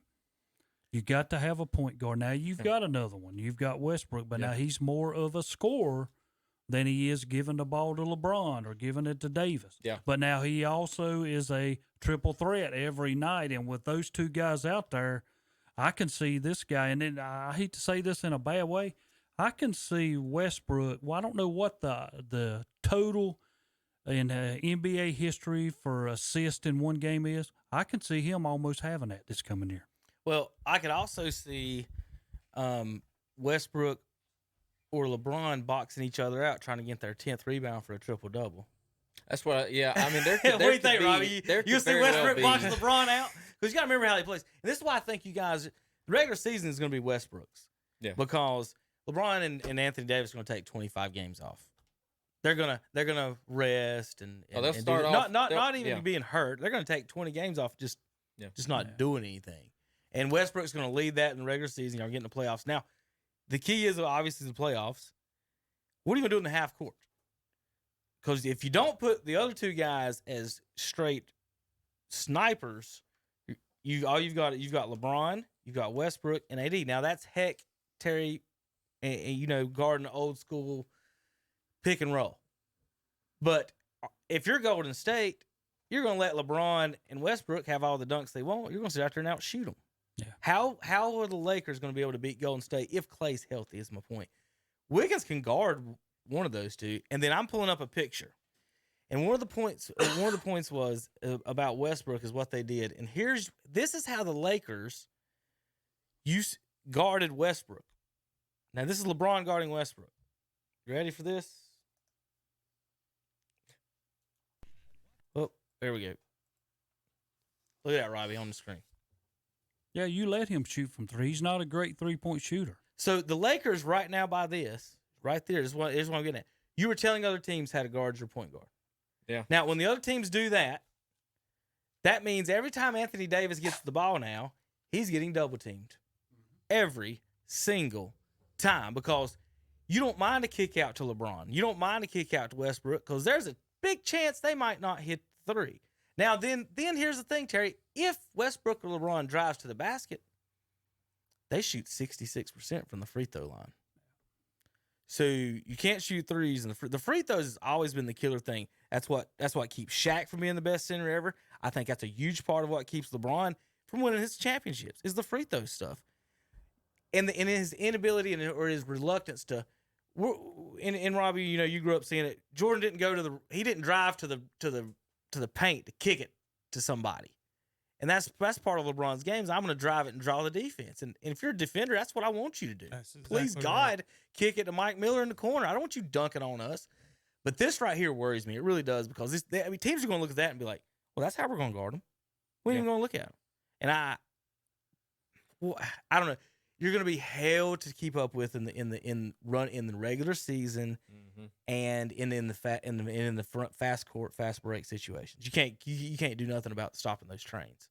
But in the half court in the playoffs, free throws and half court offense. You got to, when you start looking at that roster a little bit, that overall they're getting a little long in the tooth. I think it might be the oldest roster in NBA history. I think, we're talking about 34, 35, 36-year-old guys. And then you start looking at, I was sitting there looking at the West, and you start looking at these 23, 24, 25-year-old kids.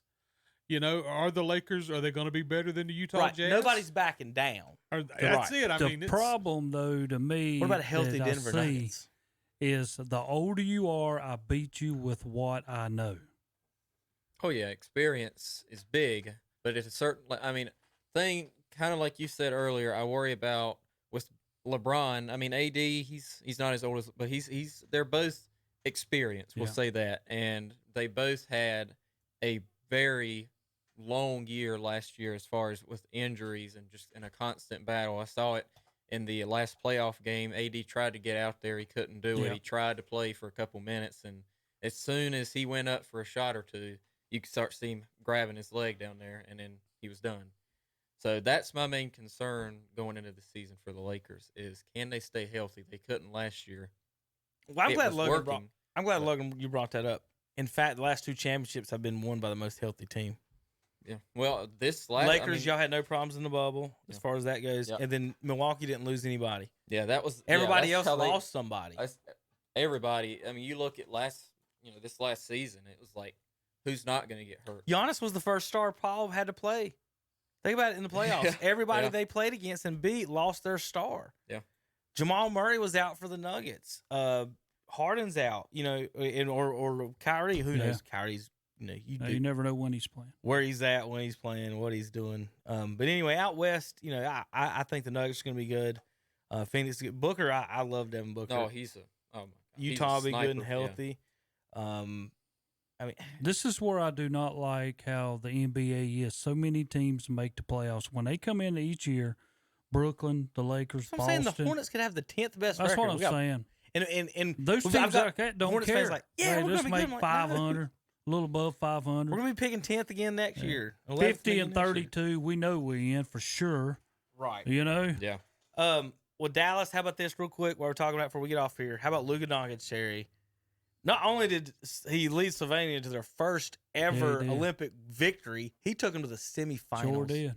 And they were 1 point away from being in the finals. Well, I'm going to be honest, and he could blame that on himself. He was like 5 out of 18. Had a bad night shooting. Yeah. He did pass the ball to a teammate on a layup, and Nick Batum, of all people, As soon as the Hornets get rid of him, he straight robbed Michael Jordan in the city of Charlotte. Did he not? How much did he take from us? $50 million, Robbie? It was a bunch. He robbed paying us. Yes. He robbed us. He goes and plays wherever he goes, starts playing. Now he's in the Olympics making block shots and winning silver medals. He averaged 2 points a game for us, getting paid $24 million. Yep. Just straight robbed Michael Jordan. Just insane. I think Golden State, if they're healthy, they're going to be back in the top 3. Yeah. As long if they're healthy. I like Wiggins, I like Thompson, I like Curry, and then the rest of them are athletic, young, and Draymond can all go get rebounds and just go get it. Especially if Curry plays like he did last season. With what he was working with, he was playing. Right. He was playing with a lot of heart. The most heart I've seen him play with in a couple seasons that he played with last year. Luka needs help scoring. It doesn't look like he's going to get it. But other than that, we'll be back in a few minutes. We're going to talk. We got NASCAR, NFL still to talk, and some baseball on KDCBroadcasting.com. Question: where do you buy a used car with a lifetime warranty? The answer is Friendship in Forest City. Friendship has a lifetime warranty on new and used cars. Unlimited time, unlimited miles. That's Friendship Nissan and Friendship Jeep Dodge Ram in Forest City.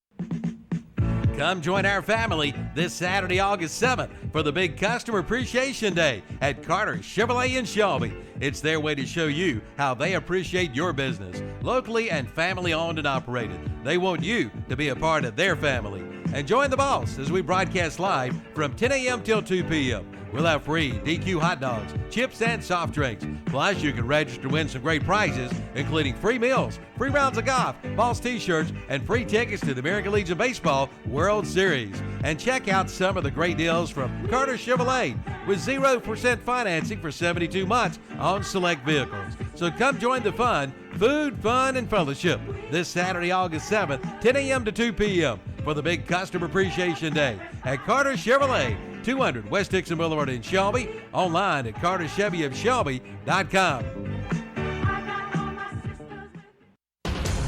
The NASCAR Cup Series. And on the jump from the front row inside starting spot, Chase Elliott will grab the top spot. Back at the Glen. Martin Truex Jr. is there behind the race leader. The stars of NASCAR looking to solidify their spots in the playoffs. Separation 1 car length, but it's going to be Chase Elliott. He's going to do it again here. It's the Go Bowling at the Glen. Sunday afternoon at 2 o'clock on Carolina Country WCSL. 92.3 FM, 1590 AM, and online at KDCBroadcasting.com. Are you ready to tackle your banking needs? Home Trust Bank's team of expert advisors and lenders want to be your teammate. We want to hear your story, learn your aspirations, and assist you with financial needs, and provide options that are tailored to you. With a wide range of personal, mortgage, and commercial services, you will discover all your banking needs under one roof with a local and personalized touch at Home Trust Bank. Score big with Home Trust Bank. Ready for what's next. Member FDIC, Equal Housing Lender. It's time to head for the mountains. Crowder's Mountain Golf Course, that is. The course is absolutely beautiful, and you can play and ride 18 holes Monday through Friday for $28 and after 2 p.m. for $25. Play and ride 18 holes on weekends for $38 and $33 after 2 p.m. Seniors play and ride Monday through Friday for $25, and Monday is Ladies' Day. Ladies play and ride on Mondays for only $18. That's at the Crowder's Mountain Golf Course, 255 Lincoln Academy Road in Kings Mountain. For tee times, call 704-739-7681. It's vacation and travel time. Time to head to Medical Center Pharmacy in Cherryville and the Boston Pharmacy in Boston for your last-minute travel needs. From sunscreen to suntan lotion and more. Shop inside or use their convenient drive-through window at both locations. And all Central Drugstore customers, you are welcome at Medical Center Pharmacy in Cherryville, serving up the same hometown service. Family-owned, family-operated Medical Center Pharmacy, 607 East Academy Street in Cherryville, and the Boston Pharmacy, Highway 18 North in Boston. And we're back on Saturday Morning Sports Talk. JP, how do you hang? Hang time. Like when you jump up in there, how do you stay in there longer than other people? Have you learned that in school? Did you learn that in college or anything? If you have the power of levitation or flight, yeah, but no. No, I'm saying like if I jump up, I come straight back down. So but some people jump up and hang there a second. and then come down. I didn't know if it was ever brought up in college. See, no, I got an intern that's here. when you have levitation and the power of flight. Apart from that, you ain't gonna be able to ever do that. Okay. Well, Robbie, I got an intern, college intern that goes to Ohio University, and the other day we're packing up some equipment, and there was like 4 of these, right? If it's not a mammal, can I call it mouses, or is it still mice? Anybody have an answer? She didn't, and I said, "Well, this is what I said. I've got a job for you to finish your internship." So Terry, the first thing, she's a good sport about it too. First class up there, she's going to get a friend to record it, Robbie. And I told her I'll send her a little money up there if she does this and records it. She's going to raise her hand, Logan. You might want to do this too. And you go, after they do the syllabus, they always go, "Do you got anybody got any questions?" She's going to raise her hand and say, "Well, Professor, college is supposed to prepare you for the real world. In my internship, my boss asked me if he can call them mouses instead of mice. And since college is I didn't have an answer. And since you're supposed to prepare us for this, I would like to know this answer so I can go back and tell you. Just no matter what class we're talking about." That's hilarious. She's a journalism major, so we're talking about journalism, and that's going to be her first question. Is can my boss want to know, is it mouses or mice? I think it's important. And then the other one I just asked you. They ain't teaching these kids. They ain't teaching you guys nothing. You don't know how to hang time, and you don't know if it's mices. Yeah. They're not teaching them quality life lessons. Don't know how to do a checking account, buy a house, buy insurance, cars. Andrew Wiggins at 44 inches. I'm scrolling down. Harold Miner, D. Brown, Deshaun Stevenson, and Logan's hero LeBron is at 44 inches. So Muggsy Bogues jumps higher than LeBron James. Nate Robinson at 43.5, just right below it, if you was wondering. And here's the one, and this is what the hang time thing that I'm at that we were talking about. Look at that one, Robbie. Yep. Can you honestly tell me anyone hung higher and longer than Vince Carter? He's 18th on the list in vertical. So what makes him the best dunker to be able to hang in the air to that be able long to hang in the air and do what he does? What changes? Right. What changes for his hang time? Right. It's a great question. Now I will give you guys something, an interesting tidbit on Vince. When I was at Carolina, I went to Carolina basketball school. You pay, the guys are there or whatever, and they do clinics. Well, one of Vince's clinics was the main thing that he does is stretching. And that's what he attributed to his high jumping, was that it's the stretching, it's the muscles. You got certain muscles that cause you to jump higher, and he's big, huge into stretching. So stretch was Vince's message to us as far as keeping your legs moving and being able to jump and be quicker. Is all to him was stretching. Is that he didn't hardly do any weight training, obviously, or whatever, but. That's folks. We were talking jumping there in the break and dunkers and everything. And Wilt Chamberlain's got the highest vertical at 48. Dr. Duncanstein and Vince Carter's down here at 43, and Dr. J at 43. Folks, you're wondering what about some locals? How about Muggsy Bogues has a higher vertical leap than LeBron James? LeBron at 44, Muggsy Bogues at 44.3. David Thompson, Crest graduate, Robbie at 44 inches. So he's got a less vertical than Muggsy. And we all kind of thought, it's not surprising though that Spud Webb has a higher vertical than most of them. Duncan the way he does. Nate Robinson I thought would be higher than actually, but Muggsy has a higher than Nate. But think about Nate though. He might have a higher vertical than Nate by 2 inches, but Nate is 6 inches taller than Muggsy Bogues. Yeah. Think about that. Nate Robinson is 6 inches taller, a half a foot taller, Logan, than another NBA player. He's my mama's height. Logan, you can walk. That's. I think we set that at the exact 5'3" for if you were wondering exactly. We've got a Muggsy Bogues measuring poster in our studio. I see that. Yeah. All right, let's talk a little baseball real quick. This is gonna be a quick segment, middle of the season, end of the season. Terry and myself's teams are struggling. The Braves are in a fight. Cardinals are going to finish. I know what they're going to do. They're going to finish 4 games over 500. Real quick fun stat for you Braves fans. Robbie, in 17 years, the Cardinals have only finished with a losing record one time in Robbie's in Yadier's career. I believe it. And they had 79 wins. 2 wins less than that. The Molina brothers, Logan, the Kitchn Molina brothers have 5 world championships. Ken Griffey Jr., Barry Bonds, Mike Trout, and all these great outfitters, Ted Williams, 0. So baseball, we like to talk about the catchers a lot of times on here and how valuable they are. I think Cardinals are going to finish 3 or 4 or 5 games over 500. They just don't got the pitching. Like Robbie, you saw it. Yeah. It's a merry-go-round. Anybody that comes out there, we got 2 or 3 good guys, and other than that, it's like a high school team with a good one, and then after that, it's good luck. Yeah, I don't know. Like the Braves. Is that how you are right now? Kind of like the Braves. If you can get into their bullpen, it's a struggle. Well, Robbie, at one point, real quick, Terry, your team, Terry, and my team, the Cardinals, Missouri, Robbie, at one point in the season, a quarter way through the season, both teams from first place. Mm-hmm. Now Kansas City's 14 games under, and That's we're pretty 1 good. game under. We picked up 4 games. Picked up a couple. Yeah, Go because ahead, Terry. Chicago's lost 8 out of the last 10, so we picked up 4 games on them. Well, you guys are only 16 back, Terry. Okay. Of the White Sox. Out east, Tampa's in first, Red Sox second, Yankees third, Toronto, and then Baltimore in the Central. White Sox in first by 9.5 games. Cleveland in second. The Guardians are in second place. If it's so bad and so terrible, shouldn't they change the name now? Like, what are we waiting for? What are we wasting? We're offending people right now. Stop it, Cleveland. Take that name off ESPN. But no, they're still on there. It's weird. Houston Astros are in first by 3 games in the Mariners. Angels, what a surprise, Terry. 4th place. Yeah. Well, but darn. One more, you can be last. Real quick, Logan, who is the best baseball player on the Anaheim Angels? Or Los Angeles Angels of Anaheim, of whatever county they are in, whatever the name is now. I don't know. I mean, used to be Mike Trout. I say, what do you mean you don't know? Mike Trout used One to be. guy's leading Major League Baseball in homers and throws 100 miles per hour. Who's better than him? Who's the best? Say it. Come on now. Say it, Logan. I have no clue. Shohei Ohtani. Let me tell you something See the about best player in Ohtani. baseball, Robbie?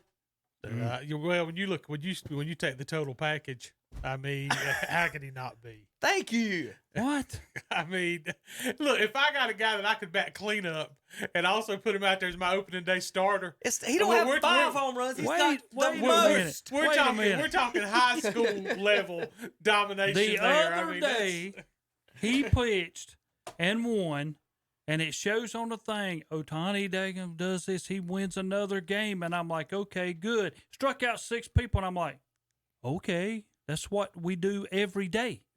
If you're a starter, you strike out 6 people. Vladimir Guerrero did not strike out 6 people yesterday. Fernando Tatis did not strike out 6 people. Michael Brantley didn't strike out 6 people yesterday, and neither did Adam Frazier, Cedric Mullins, David Fletcher, Whit Merfield, Sterling Marte. None of these guys struck out 6 people yesterday. Now, he will tell you Draymond's the best player on Team USA, but Shohei Ohtani is not. The consistency with Terry. Does he still lead in home runs? Yes. Okay, barely. He's a pitcher. He's an everyday player.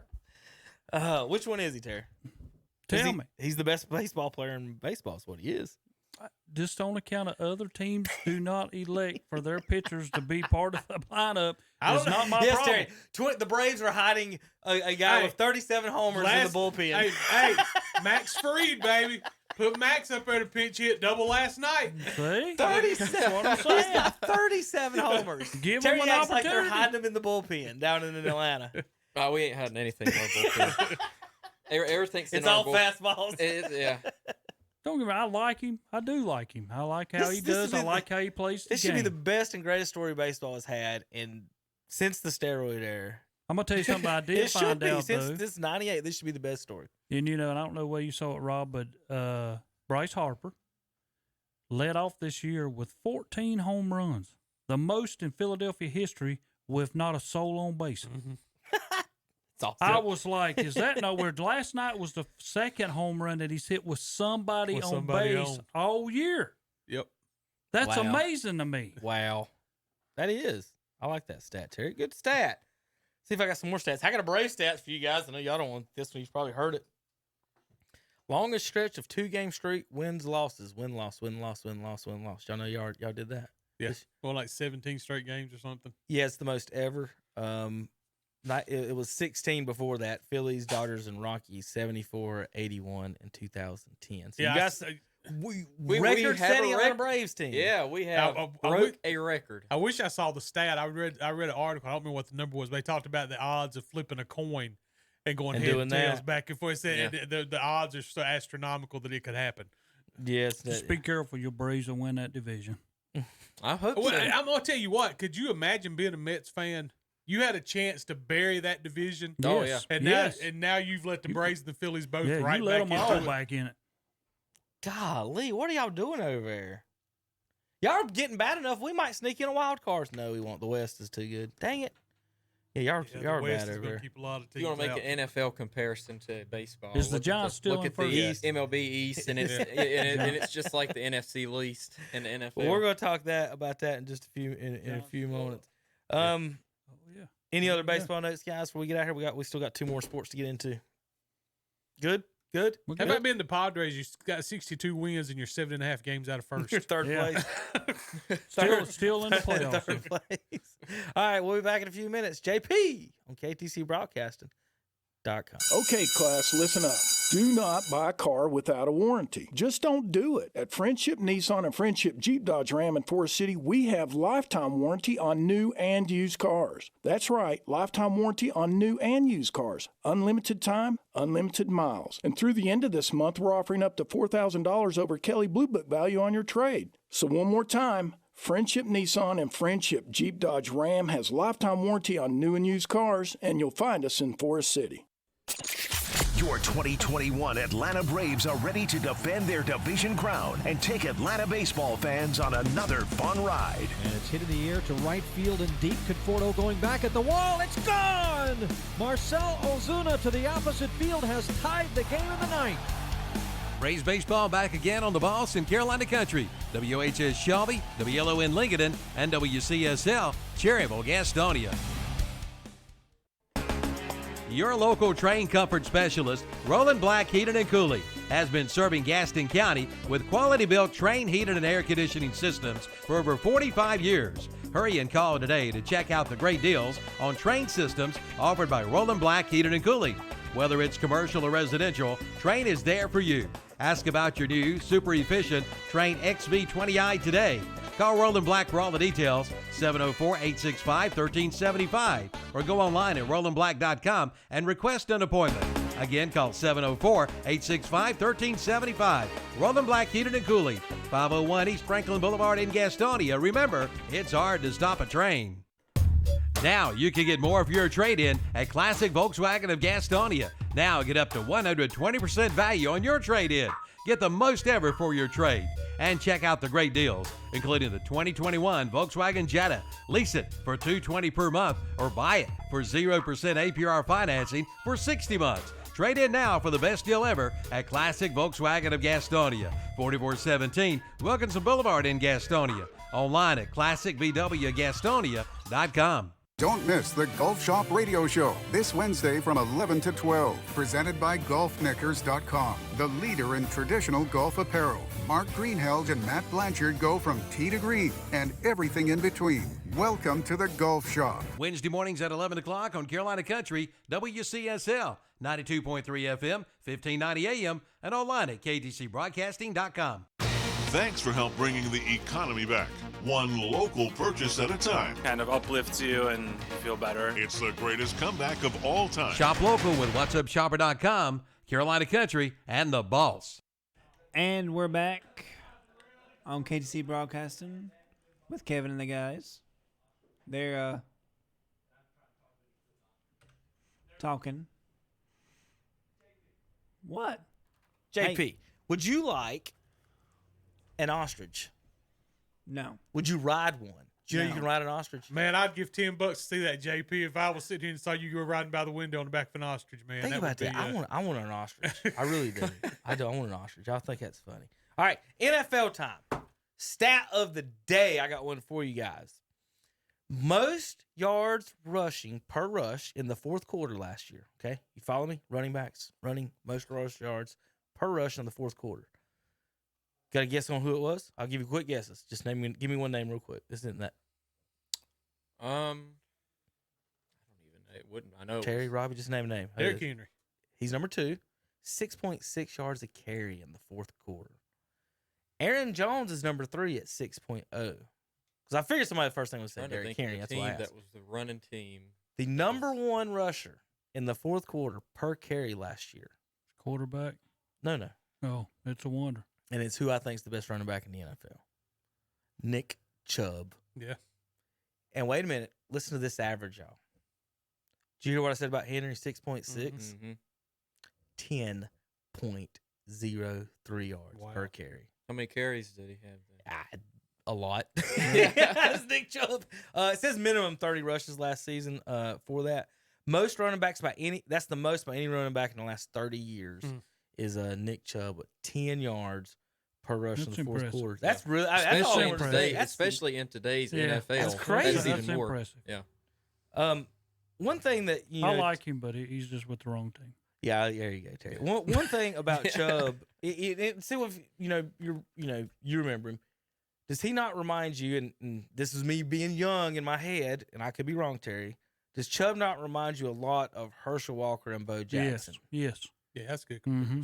Is it? I just wanted to make sure when I say that. I thought to me that's the way he runs. These big, strong, physical freak. Herschel Walker's physical freak, and Bo Jackson were. And once they got to the outside, it was doomsday for the DBs. And Derrick Henry, it is for them. He's just not as fast as those guys. And to me, that's what made those guys the ultimate running backs. When you look at those guys, that once they got to the outside, that was the thing. Barry Sanders and Emmett get to the outside, DBs can tackle them. They get outside, they're toast. And I think that's why Nick does that with the 10 yards there, Terry. Go ahead. Well, the only thing I was going to say, I would say, I like the comparison there because you couldn't put him in there with the Earl Campbell or somebody like that because he was so much bigger and physical. Yeah. So I think the comparison was great. All right, NFL, all kinds of news and notes going around. It looks like Aaron Rodgers staying home. Deshaun Watson maybe in Philadelphia. Is that what the one, Robbie? There's some. What you guys doing over there? Talk. I don't know if I take that chance. What's the compensation talks? Do you know? You see anything? I just know there's interest. But again, there's so much on the legal side. Yeah, I was just wondering, is that a Hurts is going with that type of deal, or is that a Hurts staying as a backup? I think Hurts staying as a backup type deal. That's what I was just trying to figure out. Again, the possibility of 3 first-round picks next year. So I mean, chance to move those. Well, Josh Allen re-signs for big contract, so he'll be staying in Buffalo. James Washington, wide receiver for Pittsburgh, asked for a trade. I don't know if y'all saw Belichick yesterday, but that was kind of hilarious. I'll give him credit on that one. Reporters asking about practicing in the rain. He was like, if it rains, it rains. If it's sunny, it's sunny. These are football. You have to practice in the rain. You might have to play in it. We're going to practice in the rain. Yeah. Unless it's high school football, then nobody plays in the rain. Yeah. We don't do anything. We used to practice and play in snow, and it triggers a little bit. We're going to call it off. Lamar Jackson makes return to the practice field. Now, as far as that goes, let's see, Robbie. I don't know what the other two are going to say. Who's the best team in the NFC East? And before you answer, I was watching these guys yesterday, and here was the explanation for the Cowboys' best team in the NFC East was because their offenses and defenses ranked like 21st and 23rd. But everyone else was like 29th and 30th. So, what you were mentioning a minute ago about how bad the division is, Robbie. The NFC least, as I call it. What is the number? 8. Now, remember, we're playing 17 games. Is it 9 wins going to win the East, and who gets to it? Oh, I think 9 wins definitely wins the East. And right now, like you said, when you look across the board, you got to take the Cowboys because I think Philadelphia is so unproven quarterback-wise. If Hurts can produce, then I think the Eagles have a chance. But right now, just where we stand right now, it's got to be the Cowboys. Yeah, I agree with that. Is if we could stay healthy, that's the main. Why thing. not Washington? Because they're Washington. See, I can't get a good answer out of that side of the table. I need Hunter here when I need him. Redskins last year defense obviously is pretty good. They added some points with their quarterback. Obviously, we'll see how if that goes, whether the interceptions or whatever ways. But I don't see. Put it this way, I don't see a reason why Washington can't win 8 or 9 wins. And there's always that one team that kind of jumps up and they could be that team that wins a division you don't expect to win it. But I would never bet on a Duke quarterback, Robbie. So sorry for the Giants. And now you got Barkley saying they don't know whether he's going to be ready to start now or not. Yeah, they got a lot of issues. Philadelphia, I don't even know. I thought Hurts was the answer. Now we're talking about Deshaun Watson. What happened there? I am excited about the possibility of the offense if they can get the quarterback situated. I think the offensive lines are going to be better. They got to be more healthy, and I think their skill positions are much improved. They just got to get the quarterback. What about your defense? Because that's really the main. That's what wins in the NFL. And an amazing stat for me continues to be the Eagles spend the least money at linebacker than any team in the league. They just don't see the importance of it. They invested all on defensive linemen and safeties. Why? I don't know. Well, so Logan, I'm going to put it this way, and you're a Cowboys fan. Terry's heard me before. Last year, you guys, before Dak Prescott got hurt, before his ankle fell off, your record was 1-3. Yeah. The one win was when an Atlanta Falcons decided we're going to let y'all get an onside kick. Yeah. We're not even going to jump on it. So you should be 0-4 with Dak Prescott. Yeah. Now when I watch TV, though, they tell me because they paid Dak Prescott $40 million, 11-6. I just want to know how you go from 0-4 to 11-6 by paying the guy whose leg fell off $40 million a year. It's a fun way to put it, but go ahead. I always convince doubt. myself, as most Cowboys fans have to do before the start of a season. Robbie's heard this for a long time. That this year is going to be the one. It's going to be the one we waited for what is it, 26 years and counting now. Yeah, older than you. Yeah. Got to go back and watch it on a VHS tape the last time we were on the Super Bowl. But I saw all 5 of them. I'm sorry, Terry. I saw all 5 of our Super Bowls. 8, Terry. All 8 of them. Well, I know. You participated in. 8. Yeah. But I saw all of them. This year, last year, obviously there was a lot of problems. Not just when our quarterbacks, foot fell off, but but just all around, not just on offense, but defensively, we got ran over. We had nothing that could stop anything up the middle. Outside, had no speed on the outside either. But you had Nolan. I'm sorry, what would you say? I mean, we had defensive coordinator last year that was no good. Oh, yeah, that now too. You got Dan Quinn. Yeah, we got Dan Quinn, who I don't know how he's going to be as DC. He's done it before. He's done it before. I think he's a good coordinator. But the Jimmies and the Joes are more important than X's and O's. No. Name me your 2 defensive tackles right now. That's all I need to know. Deep breath. You got to have a good defense, Terry. 2 years ago, Dallas's defense was in the top 5. Yeah. Last year you fell off because you had Nolan, who had no clue about anything. He did his own thing. Dallas defense tundered to the bottom. Oh, we got ran Now over. you've got Quinn back. You talk about X's and O's and Jimmys and Joes. You're right. Some of these guys are the same people, but 2 years ago they were good.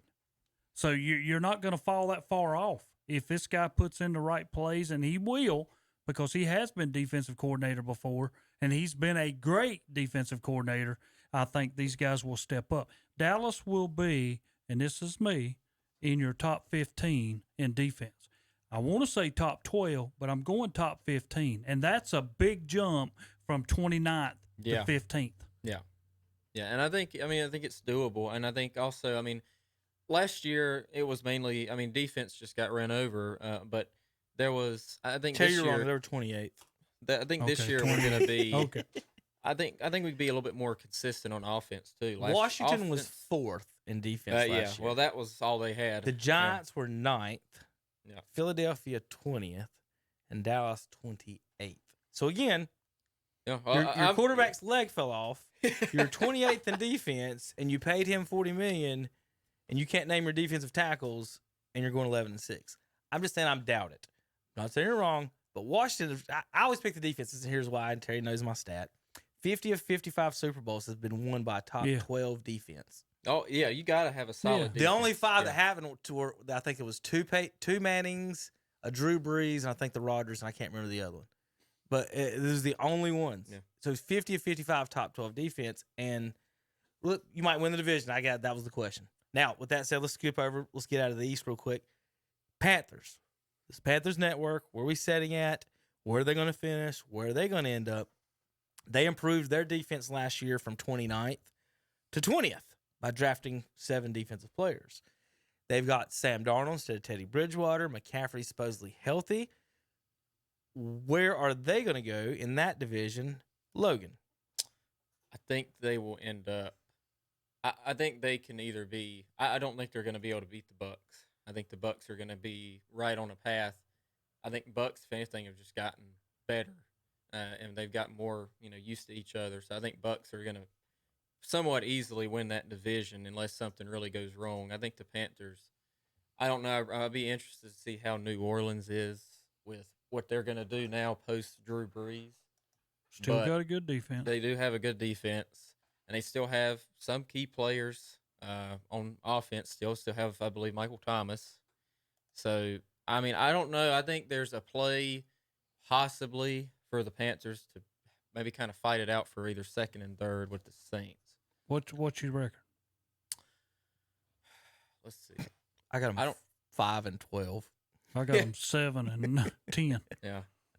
It really depends. I don't think the Panthers. I mean, Darnold. I had to look at their schedule. We're going to pick it next week. We're going to pick every game next week. Terry. Darnold, I think, is either going to be one of those things that really works or completely Darnold's flops. no better than Bridgewater. If people can throw it out there all they want to, Bridgewater's as good as him. And there's been some Deshaun Watson talk connected to the Panthers too. Yeah. Well, Colts is in the division. I don't think they're going to. They lost Wentz this week, 5 to 12 weeks. So that's 3 months. Everybody's talking Nick Foles maybe coming in. Why wouldn't they immediately just call back Phillip Rivers? I've heard rumors, Terry, or not heard. I'm seeing rumors that thoughts of Phillip Rivers in Dallas if something goes wrong. Because Dak's shoulders are hurt. We ain't even talked about that. We're talking about his leg falling off. He missed some time this last week. And did you see the backups? Yeah, that's not good. Ooh, yeah, I watched it in the Hall of Fame. So the way they're talking about Prescott is that he's questionable for week 1 is what they're saying. So he may not even practice again until that week, and they got Bucks week 1. Ezekiel said he will play. We'll see. All right, JP. One last break. When we come back, we got to finish up NASCAR. A little quick preview today before they get back to racing at Watkins Glen on KTCBroadcasting.com. Lifetime warranty on new and used cars at Friendship Nissan and Friendship Jeep Dodge Ram in Forest City. And now until the end of the month, Friendship in Forest City will offer up to $4,000 over Kelley Blue Book value on your trade. Guaranteed best prices on new cars, all used cars priced way below book value, and now all new and used cars have a lifetime warranty, unlimited time, and unlimited miles. We're simply not like any other dealer. Friendship Nissan and Friendship Jeep Dodge Ram, we're located in Forest City. For the first time ever at Hendrick Appliance and Mattress Center in Shelby, it's a truckload blemish mattress sale. You'll find savings like never before. All are factory sealed. Twin size mattresses start at $119. Full and queen size start at $199. Over 150 in stock, ready to go. From a big tractor trailer full, floor to ceiling, nose to tail, full of these mattresses at Hendrick Appliance. See their page at whatsupshopper.com and online at hendrickappliance.com. Located at 1241 East Dixon Boulevard in Shelby. On the right going down, on the left coming back. Looking for a new car? Maybe a pre-owned car or truck, or maybe an SUV. Then let your fingers do the walking and go to whatsupshopper.com. Local dealers with local vehicles. You don't have to drive all over the country. Just click on whatsupshopper.com and take a look at the local selection of cars, trucks, SUVs, and more from local dealers in Gaston, Cleveland, and Lincoln counties. Car shopping just got easier by going to whatsupshopper.com. Pick yours out today. Night in the Country Carolinas, presented by Ingles. August 26th through the 28th, the Tryon International Equestrian Center. Brews and barbecue, a craft beer experience, music and Mulligan's Golf Tournament, trap shooting tournament, maze bar, live local music and DJs during the day. 3 days of fun and party. And Thursday, August 26th, Old Dominion. Friday, Miranda Lambert. Saturday, Chris Young. Night in the Country Carolinas, presented by Ingles. Details, nightinthecountrycarolinas.org. Plumbing problems? Well, if you're not an expert plumber, then we invite you to call the Expert Plumbers. That's Olmsted Plumbing in Forest City. Just call 828-245-7302. Recommended since 1973. From faucets to sinks to toilets, from sewer and drains to well pumps, from dishwashers to disposals to bathroom remodeling, residential and commercial, new homes too. Don't let your plumbing problems drive you plumb crazy. Call Olmsted Plumbing in Forest City, 828-245-7302, or visit the website at olmstedplumbing.com. For your party, family gathering, or just a get-together of friends, get it catered by Hillbillies Barbecue and Steaks in Gastonia. Check out their party packs, including pork or chicken or beef with barbecue sauce, slaw, plates, cups, eating utensils, serving utensils, potato salad, buns, and sweet tea and ice. And delivery is available. For more information, call 704-824-8838. Hillbillies Barbecue and Steaks, 305 South Main Street in Lowell. Open Monday through Thursday, 11 to 9, Friday and Saturday, 11 to 9:30, and 11 to 3 on Sunday. Also call for employment opportunities that are now available. And now Hillbillies Barbecue and Steaks are taking applications for employment. There's nothing like cash in your pocket, especially if you can turn your scrap into cash with the help of Gaston Used Auto Parts and Recycling in Gastonia. For over 25 years, this locally family-owned and operated business has been giving some of the best prices for scrap. They take tungsten scrap carbide, as well as stainless steel, aluminum, copper, and brass. Need help? Gaston Used Auto Parts and Recycling will supply you with a roll-off container to help make your recycling easy. Turn your scrap into cash with the help of Gaston Used Auto Parts and Recycling. 305 Dogwood Street in Gastonia. Call 704-827-9468. Online at GastonUsedAutoPartsAndRecycling.com. And we're back on Saturday Morning Sports Talk with Kevin and the gang. Good morning, everybody. Saturday Morning Sports Talk brought to us by Friendship Chrysler, Jeep, Nissan, and Dodge of Forest City. And, of course, breakfast by Mitchem's Kitchn. A little NASCAR time.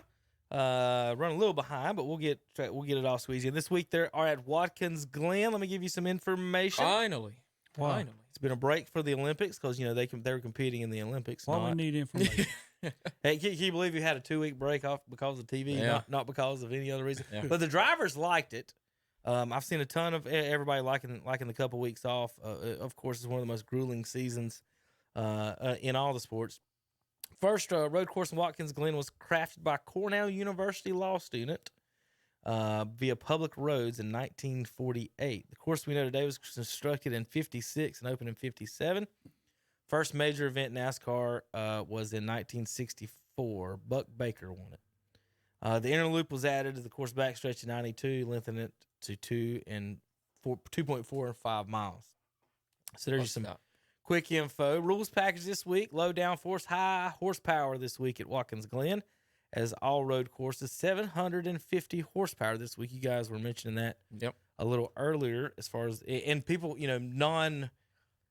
non-regular NASCAR fans, they don't understand so much about the sport. And I try to tell people to listen to, if you watch and listen to a NASCAR race, if you'll just do it, you'll learn so much more about that sport than you do any other sport you're watching. Yep. And almost any question you have, at some point you'll get answered. And a lot of people don't know they changed the horsepower, right, Logan? Yeah. And explain how that works and what goes on with that. Okay, so it started 2019. NASCAR they identified what they felt was a big problem at intermediate tracks, such as tracks like Charlotte, Atlanta, mile-and-a-half tracks. Mm-hmm. So in order to try and make the racing more entertaining, they decided to knock the horsepower down to 550 horsepower and add a lot more downforce.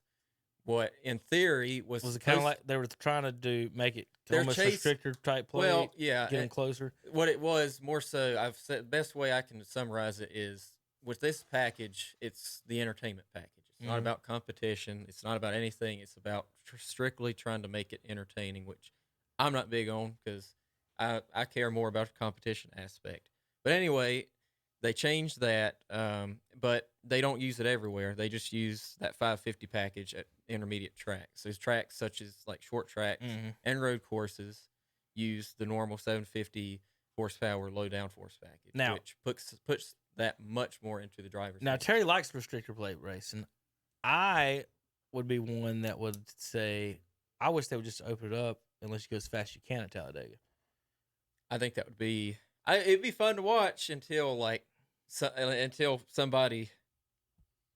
How do I put this? Like died. Well, I mean, first of all, that's already happened before. But what or speed? Richard Petty Bill Elliott finishes 4 laps ahead of the next person. Yeah, right. That'd be awesome.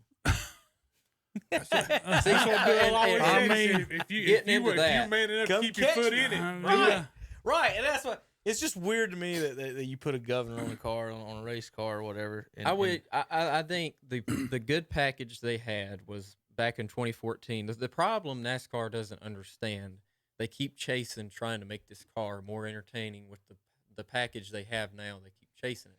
What they don't understand is the car they're using right now, the Gen 6 car, which thankfully this is its last year. Hopefully next year the new car will be a little bit better.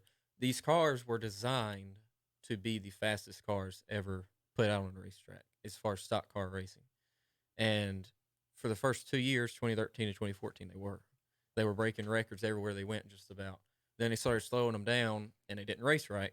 And it affected the racing quality, and NASCAR responded to that by making them even more slower. And it doesn't change much. I mean, the only thing it really changes is restarts when they're all in a pack. Right. It's the same thing. Honestly, I think it's worse because you basically have more of the same, except the cars are going slower, and with having such a big spoiler on the back, which creates such high downforce, you have so much dirty air that you can't get close to somebody without. Right. So as far as casual fans and regular race fans, the place is to have a happy medium, in my opinion, in that I'm not 100% liking the 40 cars bunched together at Talladega. And I do not like Charlotte getting spread out. My thing with Charlotte is it's too thin, the track. So in any game, if you've got the NASCAR games, some tracks are easier than others. Atlanta's easy as crap. Charlotte is hard. I can barely keep the car on the track at Charlotte. It's so thin.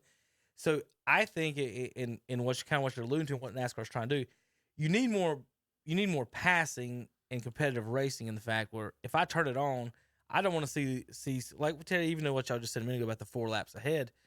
A lot of fans don't want to see that. A lot of fans don't want to see a half a lap ahead, or you want to see a competitive race where there's 2 or 3 cars up there at the front. You do want to see passing and moving. Those are the more interesting races. There's a lot.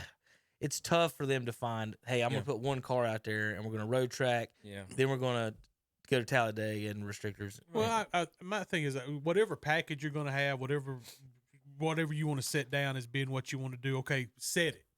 Yeah. Now, if you've got a race team that figures out inside of working in your restrictions, they figured out how to squeeze an extra 10 horsepower out of a car, congratulations to them. Let teams just say, okay, you got to work inside this framework. Whatever you figure out inside this framework, you can go with. Yeah. Well, we're not going to penalize you if we find something that's not inside of that. Well, what's funny a minute ago that you mentioned about Bill Elliott saying, catch me if you can, basically. Well, that's how Chase drives the road courses. He breaks the latest. It's breaking. It's all it's all about what he's balls to the walls, as you put it. In Ricky Bobby or whatever. Is it whoever goes in there latest and hits the brakes latest? That's who's going to win that corner. You ain't first, you're last. And so anyway, all right. Here's the odds for this week's. Keselowski's on the pole. Logano, Blaney, Larson, Harvick, Hamlin, Christopher Bell, Almirola, Martin Truex Jr., Alex Bowman. I just had it up. The odds. Where were the odds? Odds. It says, if I was a betting man, Chase Elliott. Keselowski was on top. I don't know about that. Oh, Chase Elliott. Chase Elliott 9-5. Larson, then Truex is your top 3. How many winners are they? Are they 13 of the season? Yeah, I mean, I'm not here. I'll pull it up. I thought that was fixed from the beginning. You know that. They run Jimmy Johnson out of the sport. There's 14 different winners. So they run Jimmy out. There's 14 winners right now. There's 14 winners, so there's 2 spots left. And Robbie, there's 4 races. Think about this: a 7-time NASCAR champion retires, and the advertising campaign the whole year, the next year. Have you know what their advertising campaign this year is? This is the best year ever. Yeah, but listen to me. But now listen to me. This the can best be year ever.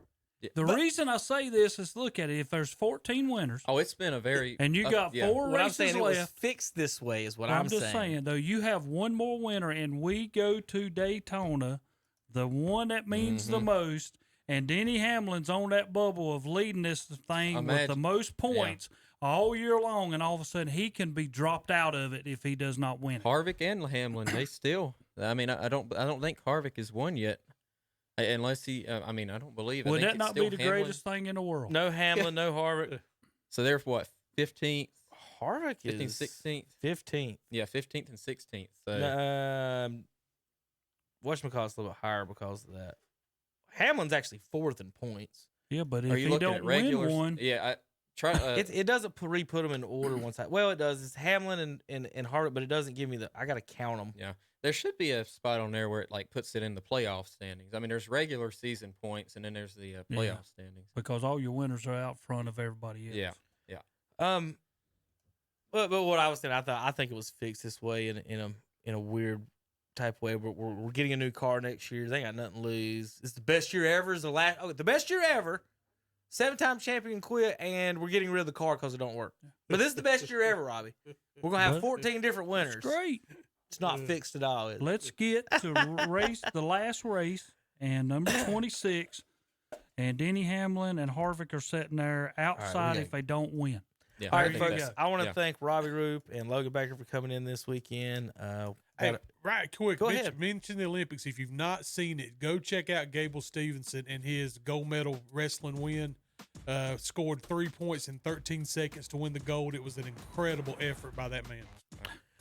Logan Baker, thanks for coming in. We'll see you guys. Listen to us. American Legion World Series begins on Thursday, all day long. Thursday, 10 a.m.